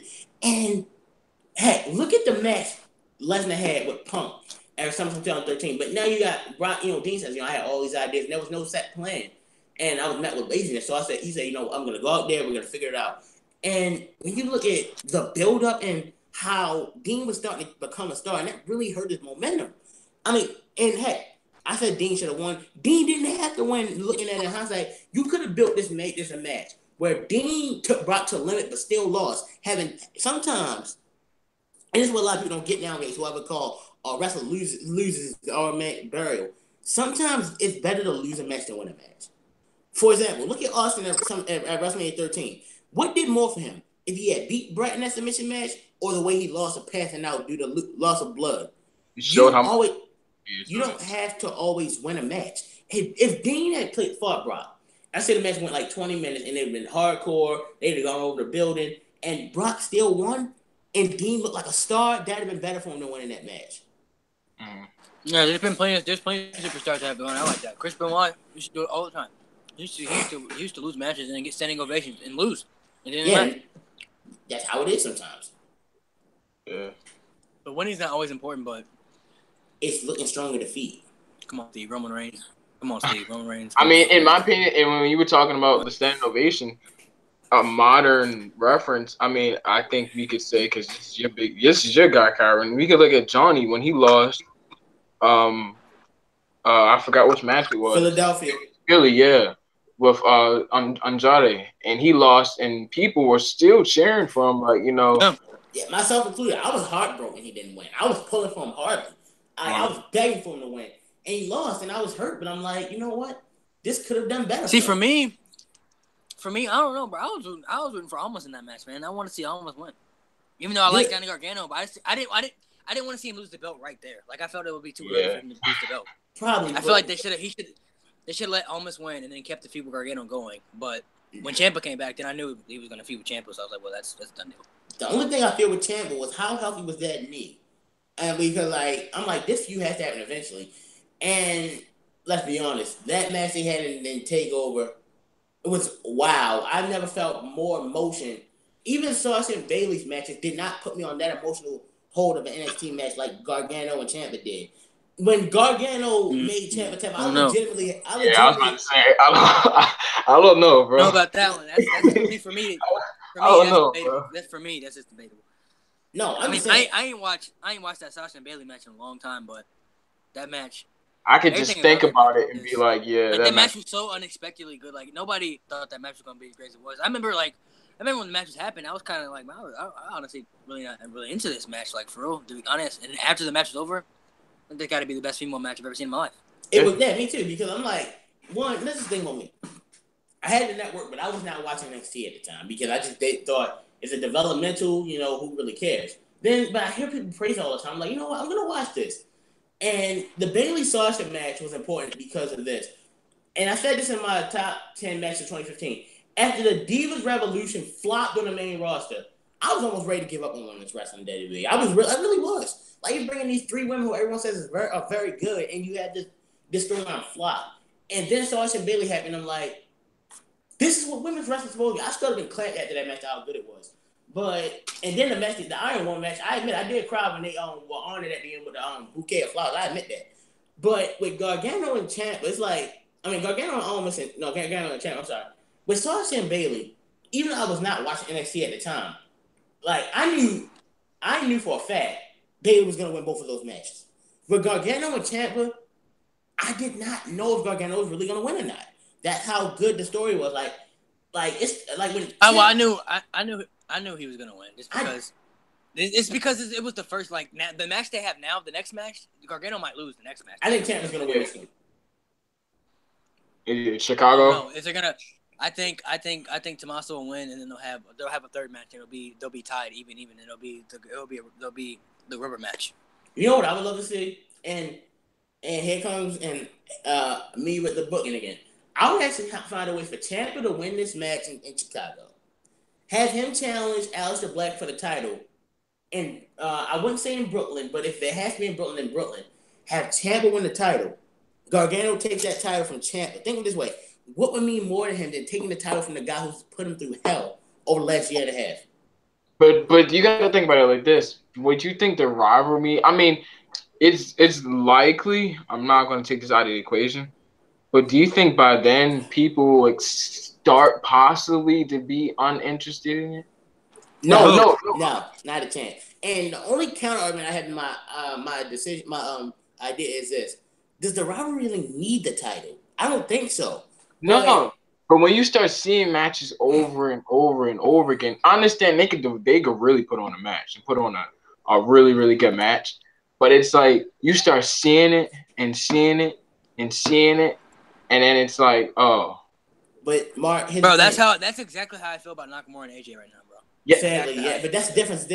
Nakamura and AJ is different because Nakamura and AJ have not delivered yet. Gargano and Ciampa delivered a 5-star match already. And I remember someone said, "Why are they fighting again?" I mean, it's over, right? I'm like, over? Oh no, baby, it's just getting started. It's nowhere near over yet. And that's the thing. And the thing about Gargano, he's such a likable babyface. I can't help but root for him. It's like Daniel Bryan. He's missing. It's like Daniel Bryan, honestly, with how I feel for Gargano whenever he loses. Heck, his wife is a wrestler. And a pretty badass wrestler at that. And, I don't even watch NXT weekly, and I've said that time and time again. Oh, I don't watch NXT. What I do watch, I will check and see, if Ciampa had a segment, I saw on David's YouTube channel, they don't upload the full NXT segments. Ciampa and Candice LeRae had a segment. I turned it on. I went to a stream site and turned it on. And my grandma, who doesn't even watch or pay attention to wrestling, she's listening to it, and she's listening to stuff Ciampa saying to her, oh my God, she said, when he said, I lived with you guys for a whole year, and I'll be honest, you were more of a man than he was, that got me. I'm like, wow. I'm thinking myself, this was not PG. She would have beat the hell out of him. Or better I wish it wasn't sometimes. I really wish it. I don't mind PG, honestly, like I said. Here's what I will say. And yes, it's PG, but WrestleMania 32 did it. I'm pretty sure NXT doing it one time wouldn't be. 34 did it. I'm pretty sure NXT doing it one time would not be that bad. No. Hold up. Let's say Ciampa goes way too far, and he does attack Candice LeRae. I know I know I'm leaning, but if WrestleMania 34 got away with it with Kurt and Stephanie, and 32 got away with Roman Spear and Stephanie, then why can't NXT, with one of the most cold-blooded heels in wrestling, get away with attacking the most lovable babyface, his wife? Imagine how much more. Nah, you up for another good 3 matches with that one. Exactly. You know, and here's why I think they kind of screwed up. Now, I said I'm not looking forward to it. The night for Money Bank Sam, would it be in a street fight? And I would have done it in Chicago, ironically, where DIY broke up last year. Here's what you do. You should have made an I Quit match. And you know Gargano, no matter what Ciampa does to him, is not going to quit. Let's say he handcuffs Johnny to the ropes and watches him told me about this. and watches him put his wife in a submission, forcing him to quit. Imagine Chicago might rain down trash in the ring if something like that happens. And that's a good heel.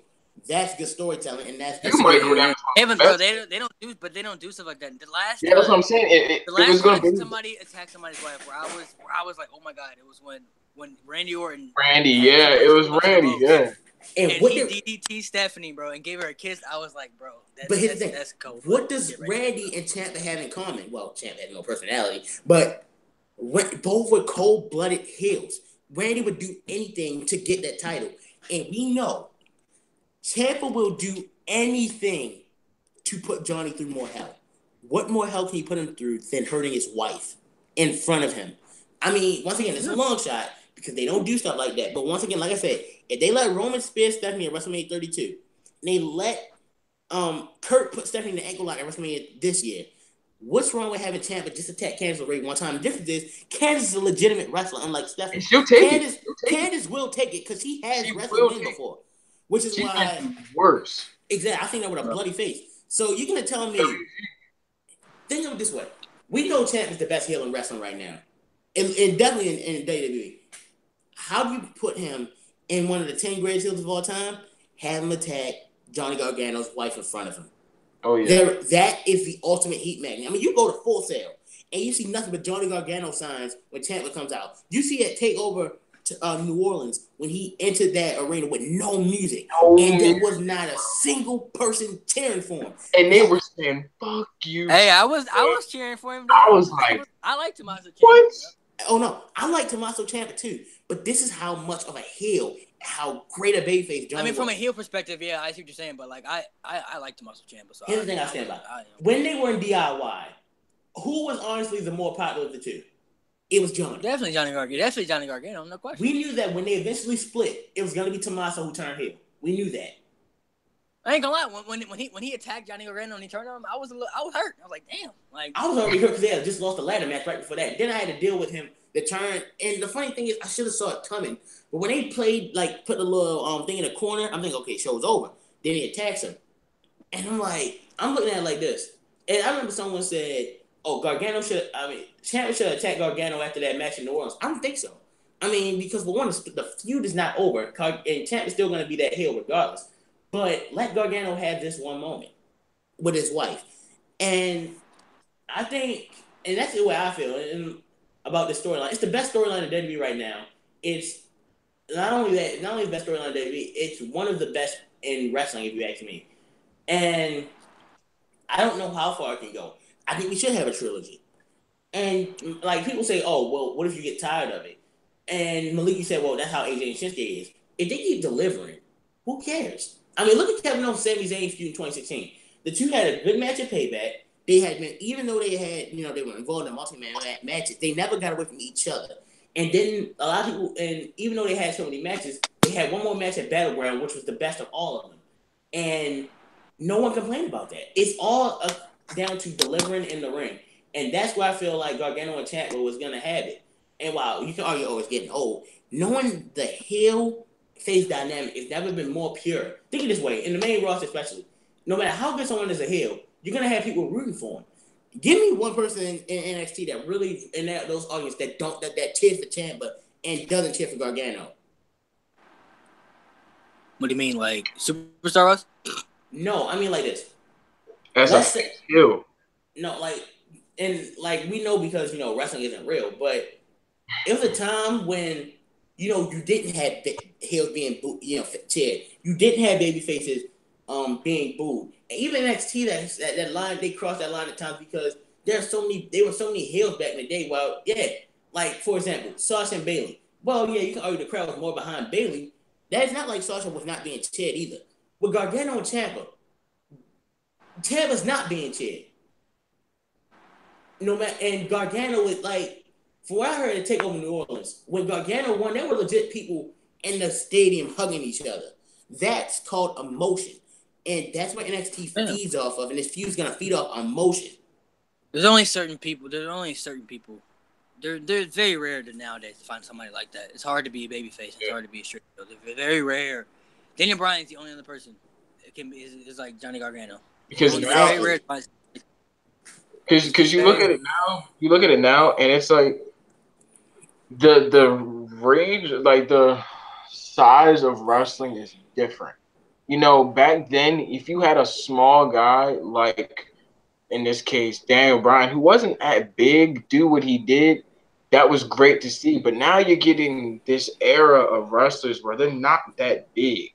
So you're getting accustomed to seeing these Daniel Bryans, these Johnny Garganos when it comes to size. So the first one to do it was Rey Mysterio, bro. Rey Mysterio was the first one. When he won the world title, bro, that was tears, bro. Like, bro, he won the title. But Malik, here's the counter argument to that.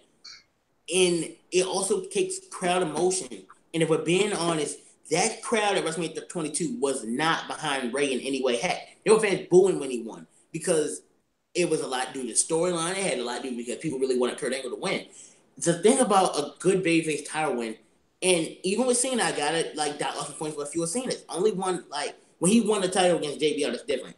But when you look at how a lot of babyfaces have won titles, they were cheered by, like, there wasn't a lot of booing. But with with Rey Mysterio, and I didn't get to see it WrestleMania live, there was a lot of booing. I don't know about that. I gotta go back and look at it. I don't remember no booing for real. I remember a lot of cheering. I remember a lot of emotion. Because I watched it live. Go watch that triple threat match again.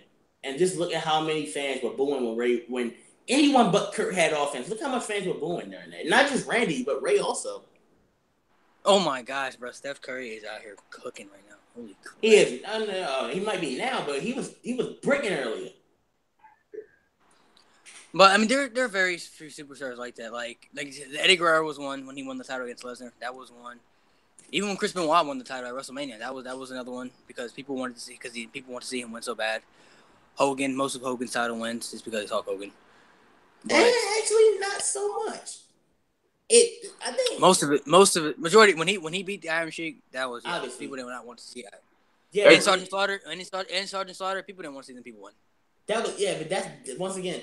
But let's look at it this way: when he beat Savage at WrestleMania 5, there was a lot of that was cheering because it was Hogan, but there were also some booing also because a lot of people were, getting a little sick of it when he.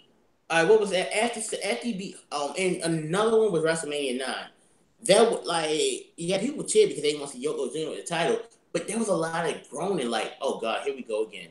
And the way people do with Cena, and I'm not saying it's not justified, but at the same time, it's like, baby, I think, and it comes down to like getting stale, and that's where Hogan, it happened with Hogan.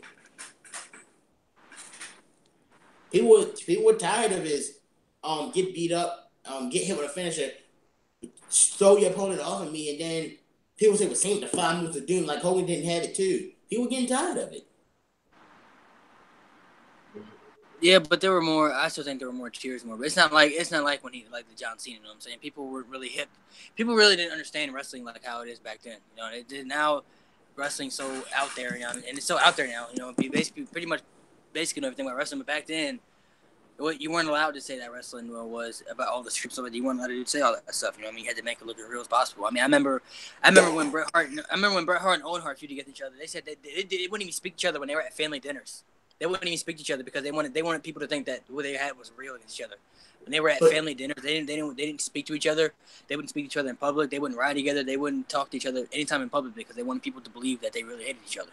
And now wrestling's different from that. And I think a lot of that started actually 22 years ago today with Curtain Call. When, the clip at that house show, Shawn and Razor were babyfaces and Triple H and what's his name? Triple H and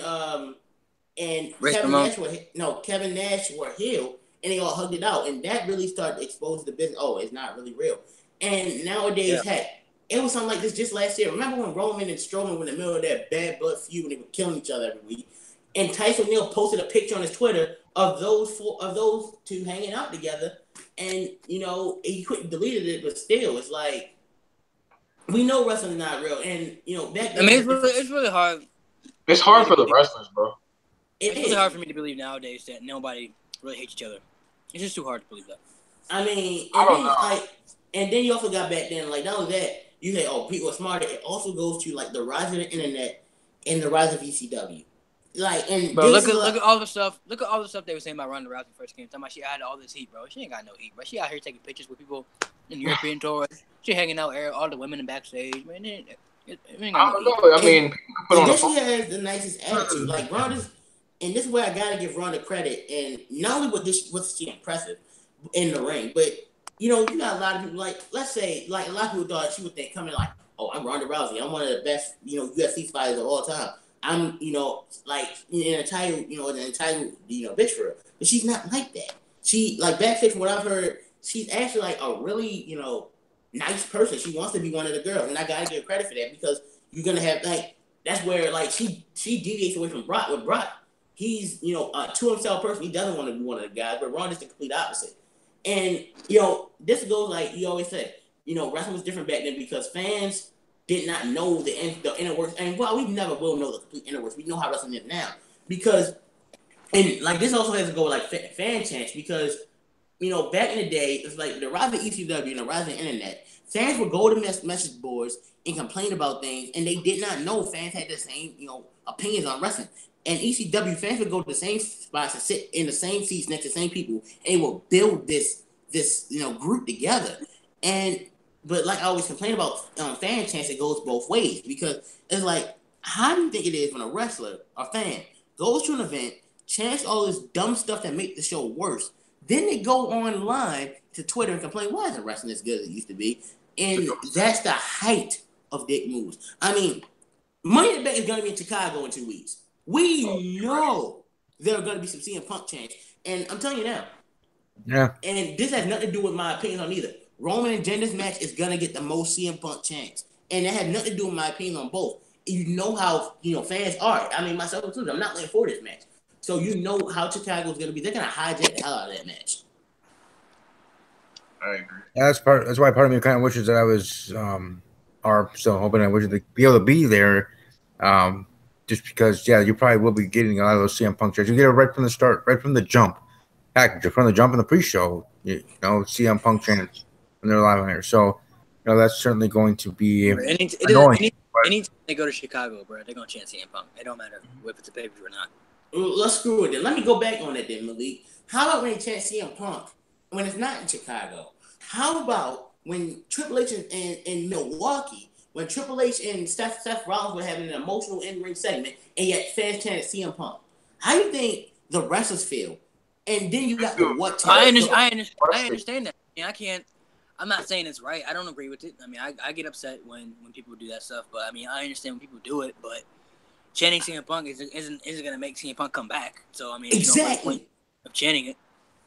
And then you got the what chant. I'm going to make it worse.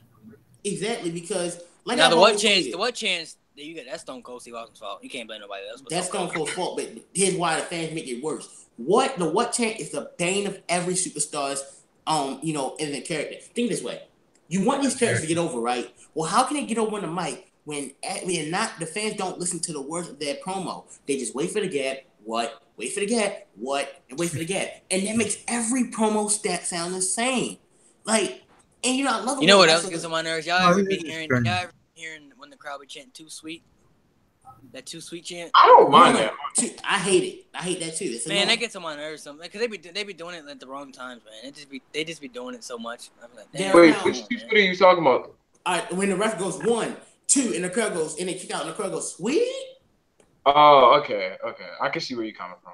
But I was talking about, like, for example, Raw 25, when they were doing the "Too Sweet," whoop whoop, "Too Sweet." Yeah, that too one. sweet. Yeah. I thought you were talking about. And trust me, I don't hate chants. I love fan chants, but it's the right time to do them and when not, and when to do them. Like, for example, let's look at the 10 chant. It's brilliant during the Ty Dillinger match because it helps him feed up the crowd. But when he's not there, it hurts the match. Like for a 10 count, for instance, the referee's 10 count can be a vital storytelling tool when done right. Let's say it's a huge main event pay-per-view match, and a wrestler just got hit with a huge move outside the ring. And the build the suspense of if he's getting back when the ref counts is a great thing. But it doesn't work if the crowd just can't chant 10 every time. But what about, how do you feel about the Rusev Day chants then? Even then, I don't like them when Rusev's not around because it's the same thing as CM Punk and 10 chants. You think and you know I'm not going to go back on anything because it's someone I like. Either way, it's the same thing, Mark. If Rusev isn't there, what good is the Rusev Day chant going to do? This is the honest question I ask people. When what good does CM Punk do? When you chant CM Punk, what good does that do? Well, it kind of shows you its significance then. You know, you look at Rusev Day, and it's like, dang, people really like Rusev Day. We got to start doing something with Rusev Day. I mean, for crying out loud, the fans make the show. Yes, but Mark, that's also a detriment to it as well. Like, what was I about to say? It's like this. I mean, I don't know. I don't know if I mean, the fans do make show, but to a certain extent, because people don't want to get pushed. Whether no matter like the fans, obviously the fans don't like Roman Reigns, but Roman Reigns still gonna be in main events, whether people want him to or not. So here's what I say. A lot of people always say, "Oh, we can't see him punk." It's just like, "Oh, it's a protest chant." It's saying, "Oh, we don't like this." Well, here's my counter argument. Why chant for a guy who's not there in the company anymore? If let's say, for example, chant for, and this is where Rusev Day is kind of like the counter argument. Chant for someone you want to see, then not for someone who's not coming back. Like, for example, when Sami Zayn wasn't being pushed. If fans chanted Sami Zayn, that's different. When fans chanted Daniel Bryan the night after WrestleMania 28 when he had lost in 18 seconds, that's different. But you're chanting for a guy who, A, doesn't care. B, is not coming back no matter how much you cheer for him. Now, I'm not one of the people who said, "Oh, Punk's never coming back." Because let's be honest, if Bret Hart, Bruno Sammartino, Ultimate Warrior came back, then Punk's going to come back eventually. But it's like, the man does not care whether you chant for him or not, and your chants are doing nothing but ruining the show. Exactly. I understand people's popularity in Punk, but why would you chant for somebody who, one, doesn't want to be there? Because if he wanted to be there, he wouldn't have left in the first place. Two, really, I'm not saying that Punk, even though he says he doesn't really care about wrestling, I don't agree with what he says. I think he does care about wrestling. He just don't like the management and the company of wrestling. And three, it does ruin the show. I mean, I can understand it when they go to Chicago and stuff like that because he's from Chicago. I can understand that. You know what I'm saying? But when they like in Phoenix, Arizona, somewhere nowhere near Chicago, or like in the West Coast, and they chanting CM Punk like in random matches, and they really.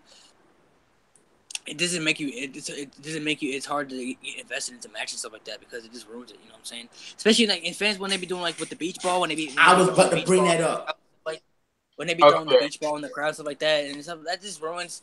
That's honestly really disrespectful, really, because he's supposed to be there. You're supposed to be there to watch the product, no matter. Even though there's gonna be superstars that you don't like, I understand that. It's the same thing. The whole same thing, you know, when the fans left, when Samoa Joe and Roman Reigns main event, that's honestly it's really disrespectful to the two people in the match. Just because Roman Reigns is in the match and you don't like Roman Reigns, I agree. You don't have to leave them. You don't have to. The same with the main event at WrestleMania. You know what I mean? It's the same with when he main event at WrestleMania with Brock. I understand there were way too many finishes in the match, but trust me, just because one guy is in that match that you don't like, it doesn't mean you can't watch it and enjoy the match. You know what I mean? Like Roman Reigns has great matches. He does great matches. Watch the match and enjoy the product. Here's the problem with that, Malik, and I agree with everything you just said. Talk about the beach ball. I will bring that up next. Here's where I gotta agree and disagree. I agree that the fans wrecked Roman and Lesnar at WrestleMania. Fans out of the gate with chanting for other stuff. Roman and Joe, same thing. But those matches, even if you take the crowds out, I still think were pretty weak on their own. Like, if the matches had been good and the crowd was doing that stuff, then I would definitely agree more. But those matches are both weak. Now, I've seen bad matches or average matches get heightened by the crowd. I've seen good matches get ruined by a crowd. And I think I'm trying to think, what match was it in particular that I thought was good, but the crowd completely ruined it? Oh yeah, Finn Balor and Seth Rollins at SummerSlam 2016. Good match. What did we remember about it? Oh yeah, the crowd. Other than Finn getting injured, the crowd chanting about the belt the whole match. It's stuff like that really gets on my nerves. And then you got the beach ball stuff. I remember when I was at Extreme Rules last year, and someone brought out some beach balls, I was so angry, and thankfully it took Wayne. The only time, the best thing that ever happened in the beach ball WWE was when Cesaro walked into the crowd and tore it up. That was the best thing that ever happened with them beach balls. Because, like you said, you're paying your money to go there and watch wrestling. Why are you playing with a damn beach ball in the middle of a match? See, and that's where I agree with you. I agree with you because I'm speaking. I'm going to speak from that time and then speak from when I was in Mania. When I was in Mania, the beach ball was pre-show, and it was also pre-event, even pre-show, and it was just like one of those. Let's kind of all come together, and enjoy like where we're at, have a little fun. But we want to flash forward to the Cesaro match when he, ran to the crowd, did the beach ball. I'm for him in that. Looking back at it now, I'm for him because it's like, bro, that match is designed for you to watch, not for you to play with a beach ball. If there's a problem with you not enjoying the match, find another way to say, hey, I don't enjoy the match. But to play with a beach ball, live TV, and while a match is going on, that's disrespectful for the wrestlers, bro. I would feel disrespected. I remember I brought this up last year during the Backlash review, how crowds get on my nerves. And Katrina said something that, I still think about wrestling fans can be dicks at times. And it's like this. There's a different chant in "This is awesome" and "We are awesome." One chant helps the performance in the ring. The other chant helps no one but a wrestling fan's ego. Whenever I hear "This is awesome" chant, I look at the wrestling fans. They're like, "What's wrong with you?" And it's like this. Here's a prime example when, and trust me, I don't like hijacking, but there are times where I feel like it is justified. Prime event, and I'm gonna go back a long time ago. Actually, an event that was here in Baltimore. Great American Bash 1991. Yeah, 91. The Jim Herd had fired Ric Flair right before the show. And they replaced him in a main event cage match with they was gonna have Lex Luger with Barry Windham. And the crowd hijacked the show and destroyed the cage match. But I think that was justified. The office had fired Ric Flair 2 weeks for one of the biggest shows of the year. Yeah. You don't do that. And that's one of those times where I feel like the "We Want Flair" chants were justified. But there are other times where I don't feel like it's just. Hey, when CM Punk first walked out, I was okay with the Punk chant a little bit because, he left on, and then he was fired on his wedding day, which I still believe was an accident. But it's like, I understood it, but now it's been 4 years. Get over it.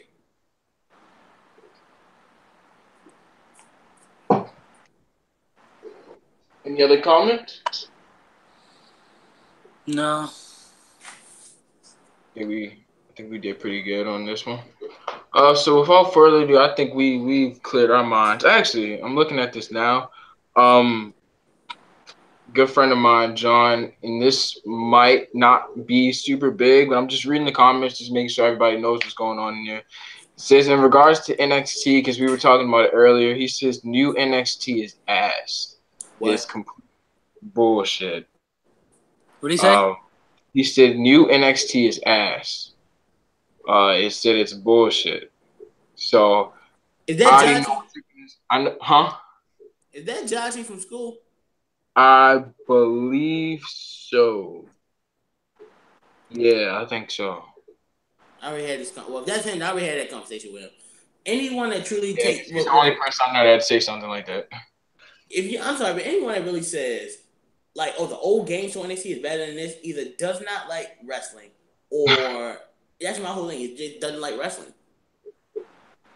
Yeah, because that game show stuff, or how it was in the back of the day, being total silliness and gimmick, and to how NXT's been built now, and Triple H did take over and crafting it to what it is today, like that stuff is kind of like almost like CM Punk's title reign, something that WWE wants us to forget about because that was kind of the bad times of NXT when it was that way, when it was the games. Now it being an actual show, an actual brand.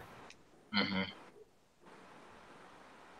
Yeah. I agree.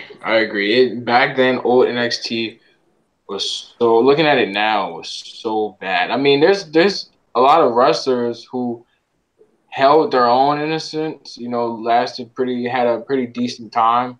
pretty decent run in this case with WWE, and there's a couple of them that left. Nexus was formed out of that game show, I do believe. And a couple of wrestlers just, they're still there. A couple of wrestlers are doing their own thing. So would I like to see that now? Probably not. Compared to NXT. Listen. If anyone in their right mind would want to trade what we have now NXT for the old NXT, I would honestly, personally, probably not want to be their friend. Or two, I would revoke their wrestling fan card for saying some stuff like that. A promotion. But how far are we talking back? I think he's talking about from 2010 when it started, when it was the game show, the first 3.5 seasons. Yeah. Before Triple H turned FCW and NXT and became. I thought he was talking about like 2000, back a couple of years ago. I mean, at one point, I think NXT had a better roster a couple of years ago when they had like Nakamura, Sami Zayn, and all those. But if he's talking about like 2010 when they had like the game, Wade Barrett and all them people, they were absolutely terrible. Here's what I stand by. I still think NXT golden time was really from the end of 2014 through 2015 and the beginning of 2016 was NXT at its golden time. Even though TakeOver New Orleans is the best TakeOver I've ever seen, I still don't think, like, when you look at the roster, like, NXT that's best when these guys are champion. Kevin Owens, Finn Balor, Bayley, Sasha Banks, The Revival. Those when I feel like NXT was at some of the best. The Revival was actually relevant. Yeah. Yeah. I was terrified when they came to the main roster. And he used to be. They had a good day. After that, there was a tag team that was so over in NXT, but they haven't done a damn thing since they've been on the main roster. And they've been on the roster for a long time. The Ascension was so good in NXT. Yeah. They were. I for sure thought when they came to the ring, I was like, bro, they're gonna be nice. I love their theme. Just out of fun. The Ascension hasn't done anything. They haven't been relevant. I wish that there was a point where the roster was kind of dry at one point. I mean, it was kind of dry, but now I feel like now they're really starting to get back to that stride because now they got a lot of good talent down there. Now they got EC3 now. They got Ricochet. Velveteen Dream is really high right now. They got Johnny Gargano, Tommaso Ciampa, Aleister Black. Even Lars Sullivan. But I like Lars Sullivan a lot. I don't know about y'all, but he's alright. I like him. He's cool. Pretty good team. They got a lot of the tag team division is a little weak right now, but because without the Undisputed Era, tag team division would be pretty dry for real. But yeah, I stand by, like, for example, when it comes to like my favorite NXT, Gargano's obviously has to be number one. He has to be for me. Number two, Ciampa. You gotta have both sides of the coin, like Batman and Joker. You gotta have both sides of the coin. Velveteen Dream be number 3. Aleister Black be number 4, and of course Adam Cole, baby, will be number 5. Those are like my 5 favorite people in NXT. Right now, the best in NXT right now would have to be Gargano's number 1. He's at the top. Ciampa's in there, Velveteen Dream, Aleister Black's in there, and so is and all 4 of the Undisputed, all 4 guys in the Undisputed. It's the thing though, I mean, maybe because I just don't watch. I never watched Ring of Honor. Other than Adam Cole and maybe Roger Strong, O'Reilly and Fish have yet to really impress me. Bobby Fish he's a good in-ring guy. He's good. Wait till very good. Him and Kyle O'Reilly are very good technical wrestlers. I never said they weren't, Mark. All I said was, other than Cole and Strong, neither one of them have impressed. No. I just haven't seen what they can truly do yet. Yeah, I'm just saying. This is the match that I want to see. I would love to, since they had the whole thing with Pete Dunne. I would love to see the 4 guys in the Undisputed Era versus the 4 guys British style. 4 guys in the British. Yes, Tyler Bate, Wolfgang, Pete Dunne, and Trent Seven. Those 4 versus the Undisputed Era. That would be a live ass match. But let's save that for War Games. You know what I think they should do in Chicago? Or next WrestleMania, like that takeover for Romania, really. No. That should be done at War Games. That's what War Games is for. And you don't want to just do War Games to force it. It has to have a reason. Here's what I'm doing in Chicago. I'm having Roderick Strong take on Pete Dunne for the UK title. I'm having Roderick Strong win it. Now think of it this way. Not only would that have, Pete Dunne lose the title in the same arena he won it in, but that would also give the Undisputed Era the North American title, tag team title, and UK title. The only thing they wouldn't have is the world and women's title. But think of it that way. They would run NXT like that. And I mean, I would honestly. Plus, have y'all noticed that Pete Dunne's had the belt for over a year too? Yeah, no. And he's done almost nothing with it because they just haven't gave him anything. He had, since he won the title, he hasn't had a single takeover match for the title on the main card. Yeah, I know. I'm not gonna say he doesn't defend the title over in the UK, but because I don't know. But I would like Roderick Strong winning the belt would be cool because all four of the Undisputed Era, all four of those guys have a championship, and it would give the reason for at War Games for the four guys from the British to fight the Undisputed Era in the War Games. That would be that to me would be a money match right there. It would. Oh man. But NXT right now, it's right now. They're really getting back to the stride. Like I said, the tag team division is a little dry right now. The women's division is pretty dry too. I have a question for you guys. What? If you can add, and this is pre-Mania, before everybody else moved in, if you can add a female to Undisputed Era, who would it be? You know, right now? Yeah.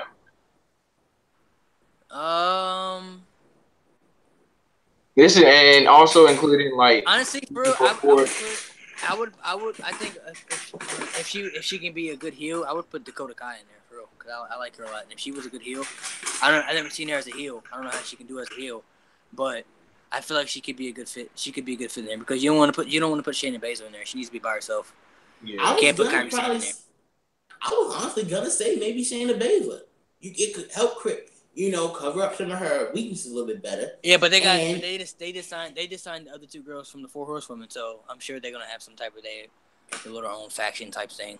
Well, we know we're gonna get a Four Horsewomen versus Four Horsewomen match eventually. All I hope is that Ronda looks good. Shayna's still green, but she looks like she does have the performance. I don't know how the other two are gonna be, and if we're gonna get Four Horsewomen versus Four Horsewomen, all the WWE Four Horsemen have got to look legit. Bayley included. Well, I'm not worried about those. The ones I'm worried about is the other ones because they're gonna have to keep up with Charlotte, Bayley, all four of those girls. Bayley though. No, but they're already legit. He means like they gotta look serious. They gotta look like. Oh, I know what you mean. I'm talking about in the ring, like the Ronda Rousey and her girls gonna have to be able to keep up with Charlotte. That's true to Malik, but also like this. You're going to get four women who can easily beat the hell out of you in real life. Sasha has shown that mean streak, that killer instinct. Charlotte, too. Becky has done it. When has Bayley shown me that killer instinct from NXT? I need that Bayley to show up because if I'm getting the Bayley we have now, then WWE Four Horsemen have no shot. She had it when she faced Sasha for a little bit, but she's never had it just because her character's not like that. And you know what? I'm going to be fair. Even Becky. And I love Becky. You know that. Even she has to show that killer instinct. Because Sasha does not care. We know Charlotte does not care. Oh my God, Steph is absolutely eating right now. But yet Bayley and Becky, and I both have to show me that killer instinct. And I love Becky. She's actually my pick to win the women's Money in the Bank, spoiler alert. But I just think that you gotta show that killer instinct if you're gonna face the horsewomen. Ronda, she had that look that she can kill anything. And you know how Shayna is. Shayna Baszler never smiled, bro. She never smiled. Even when she does, it's such a smug smile. Well, I see what you mean. Like the four girls are very intense. One thing that I would not do, and you could argue it kind of hurts, but I wouldn't mind. I would not do that. No, I wouldn't do it. I would not have every member of WWE's horsewoman be babyface and like the UFC horsewoman be heel. It's like Sasha can be heel, Charlotte can be heel, Bayley and Becky can be faces. But let's say they put us out all that different because we're not gonna let these four women, come down here and destroy or break everything we've worked hard to accomplish, regardless how well we feel about each other.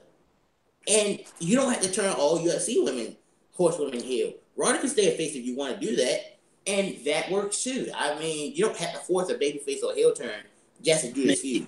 Honestly, I'm shocked by the support people were giving her for because I didn't think the people was going to accept her. I thought it was going to be rough on her. I thought they was going to be rough with her just because it's WWE and she's an outsider and it's different. I think it's gonna be tough on her, but man, she getting crazy pops. Well, you gotta look at it this way, and yes, there are still those people because that's how wrestling fans are. Did any of us expect her to be that good at WrestleMania? No. I know. I never doubted her. I said I had to see how she does at WrestleMania. I never said she was gonna be bad. I never said she was gonna be great either, but I had to see how good she was gonna do at WrestleMania for a new. I want to see. But now I want to see how good she does against Nia Jax. This is a singles match. This is her first singles match she's ever gonna have. So I want to see how, even though she did great in the tag team match, this is a singles. She can't tag in and out in this match. This is all her. And Nia, even though Nia Jax, maybe she's not the best. She's not the best female wrestler ever, but Nia Jax can still go. But no, I want to see how good she does. You know, Malik, you're 100% right on that because as great as that tag team match was, and Ronda was definitely the star, and Ronda definitely was the reason everyone called that match so good. If she is still green, her weaknesses were more than, hid by the fact that Kurt and Triple H did a lot of the work, and all she did with Stephanie was a lot of explosiveness, and there was not a lot of, ground-based. And no disrespect, but Ronda's not very good. I'm not Ronda. Nia's not that very good. I'm sorry. And the fact you're going to have Ronda's first single match be against Nia is not a good idea, especially in Chicago.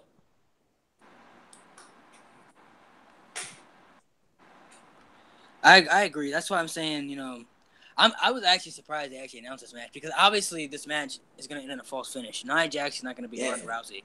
And Ronda Rousey is not going to beat Nia Jax. They're not going to put the belt on Ronda in her second match. And you're not going to have Ronda lose her second match against Nia Jax. So obviously, this is going to be like there will be some type of interference. Like maybe Natalya turns heel, or maybe whoever wins Money in the Bank cashes in that night. I don't know. Maybe Alexa Bliss comes out and interferes. Not Alexa Bliss, but maybe somebody. I kind of feel like whoever wins the Money in the Bank will cash in. Here's what I think. I agree with the first thing. You can't have Ronda lose to Nia. You can't do that. But you can't have Ronda get the title so early because that will turn people against her, especially in Chicago. You got to have a false finish. And speaking of the women's Money in the Bank, why the hell was Alexa and Charlotte in this? I am tired of both of them, especially Alexa. And yet you put them in the Money in the Bank anyway. And I'm just saying, if I was doing it, I would have had the Money in the Bank be Sasha, Bayley, Becky, Ember, Ruby, Peyton Royce, Naomi. That's what I would have had in the women's money. And some of those people can get in there because I know Peyton Royce has another qualifying match Sunday, Tuesday. So no, that's Billy Kay. But they said somebody else has another qualifying match too. That's Sonya Deville. Yeah, Sonya Deville. Sonya Deville is the one that has another qualifying match. That's right. So she could possibly be in there. I feel like Sasha and Bayley definitely need to be in there. They need to have them on the pay-per-view. I honestly, I wanted to see Mickie James in there. I wanted to see Mickie James in the match. But having Ember, we got Ember in there from Raw, we got Alexa in there from Raw. I'm cool. The last two spots to me should go to Sasha and Bayley, but I don't see them going to either. They might not even go to either one of them. And then you have Charlotte, and then you have who's the other one that is in for the women's? Becky Lynch. Yeah. Becky Lynch. Who needs for me, she better win this match. She better win. I don't want to see anybody else. I don't care who else in this match. I don't want to see anybody else win this match but her. I'll tell you something about both women's matches. About the women's matches. These have the most material for me to destroy. If Ronda and Nia doesn't enter the false finish, if Charlotte or Alexa especially win Money in the Bank, and if Carmella beats Asuka, I am going to destroy that pay-per-view. And that's not a joke. To me, I don't know. It depends on how the finish is. If she just beats Asuka clean like she did Charlotte, then I might just, I'll be upset with that. But if it's some type of cheating stuff, I can live with if she's cheating and stuff like that. I can live with that. If she goes through that whole match screaming again, I'm gonna have to watch that match on the muted computer because I am not. She's not gonna put my ears through hell again. Yeah, if she beats Asuka clean like she did Charlotte, there's no way. That's not okay. It's not. I mean, now if she cheats or something like that, you know what I'm saying? Then that's unacceptable because she cheated. So, and I'm also gonna say this, and I really don't care what anyone says. If Charlotte or Alexa win Money in the Bank, then I'm definitely gonna go on a rant because to me, Becky Lynch has to win. She has to win. It has nothing to do with my love for Becky. It goes to the fact that it's like this. Charlotte has won, 4 or 5 women's championships already? She ended Asuka's undefeated streak. There's no reason for Charlotte to win this. Alexa has been given so many, she's won the title multiple times. And I don't think Alexa's that good. I'm sorry, especially in the ring. I don't care about the boob jaw she got, and I don't care how nice her ass is. And her mic skills are not even as good as they used to be. And she's not that good in the ring. I'm sorry. And if she wins the Money in the Bank, you're gonna have me and a lot of other people absolutely go off. And I do not care about anyone's feelings. Yeah, I don't. Becky Lynch has. Becky Lynch has been she's been dry for too long. She's too good to not be doing anything. She needs to win this Money in the Bank. She's one of those wrestlers, especially the only female I could think, who so organically overs the face that even when she loses, she doesn't lose fans. And that's why she, another reason why she's a favorite. She's such a nice person out of the ring too. The fact was why isn't she getting pushed? I understand Charlotte, she's Ric Flair's daughter. Nia Jax, she's The Rock's cousin. Alexa Bliss, blonde, tit job, nice ass. Understandable. But Becky, for one, Becky's better in the ring than Alexa and Nia. She's better on them. She's just as beautiful as those two. I mean, I think Becky's drop dead gorgeous. And she has a great personality and everyone loves her. So why not have her win? Yeah, she has to. She has to win for me. I don't. Like I said, I don't care who else in this match. Nobody else.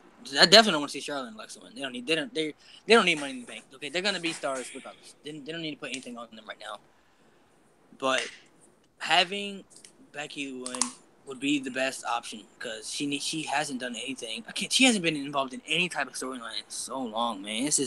I was highly upset when they didn't put her on Raw. She needed to go to Raw. They didn't put her on Raw. Okay. And then now you have Money in the Bank. This is another chance for her. Another chance for you to start off fresh with her again. Have her win the Money in the Bank so you can repackage her. And then you had what happened? Her one title win she ever got. Mind you, the other horsewomen counting NXT have had multiple title reigns. She was the last of the horsewomen to win a title. And then when she got it, she quickly lost it to Alexa in that tables match, and she never came close to getting it again. I stand by if, Charlotte and Becky could have happened on pay-per-view at one point for the title, and no one complained. Even if Becky lost, I still thought they should have had a match at SummerSlam last year because neither one of them won a card. Right, exactly. All right, fellas, we've been on here for quite some time. Yeah, we can talk off the podcast. We've been on the podcast for a minute. Yeah, we've been on the podcast for a minute, for a hot minute. All right, so you guys want to tell them where they can find you and do the traditional rituals? I'm gonna start with my man, the like I said earlier in the show, the encyclopedia himself, the one who's been talking non-stop in a good way. In a good way. Don't take that personal. In a good way. My boy Kyron Chase. Tell them where they can find you, bro. Yeah, follow me on Instagram, /Bro_Kyron, on Twitter, /Bro_Kyron, Instagram, Tumblr, and DeviantArt, Kyron Chase, YouTube, Kyron Chase. I do videos on Sonic the Hedgehog, wrestling, and My Little Pony Friendship is Magic. Steve, tell them where they can find you. Find me on Twitter at WWE_podcast, on Instagram at StevieK_06, on YouTube, youtube.com/user_08. Just search Sports Talk Network. Also, if you want to, you are into animated TV shows, Star vs. My Little Pony, we're welcome to find out and check out my second YouTube channel, Animated Awesomeness, but mainly on Twitter, again, at WWE_podcast, for all wrestling talk. Last but not least, my guy, Narcolepsy Boy, Malik, tell them where they can find you, bro. All right, you can follow my Twitter, Malik Kelly94, my Instagram, Malik Kelly94, my YouTube channel, Narcolepsy Boy 94. I do a lot of trivia videos, reaction videos. So Raw and SmackDown every Monday, Tuesday, every pay-per-view. I got a lot more trivia stuff coming. I'm working on trivia right now. I have it uploaded by Wednesday, and then I just uploaded another one the other day. Then you can follow my social medias if you want to. Like I said, on my Facebook is also Malik Kelly. I have Facebook, Malik Kelly, Instagram, Malik Kelly94, and my Twitter, Malik Kelly94. Without further ado, we try, and I mean this. I say this all the time, but just this past month has been super busy. I will try to get this podcast back on track, doing every Saturday with as many people as possible, with as many fresh new faces as possible. I mean that from the bottom of my heart. And I'm going to tell you guys right now. I'm going to tell you guys right now, too, because I've been telling you. This month has just been, like, freakishly busy. It's been just, like, from personal stuff to just finals. Well, you know what we need to do after?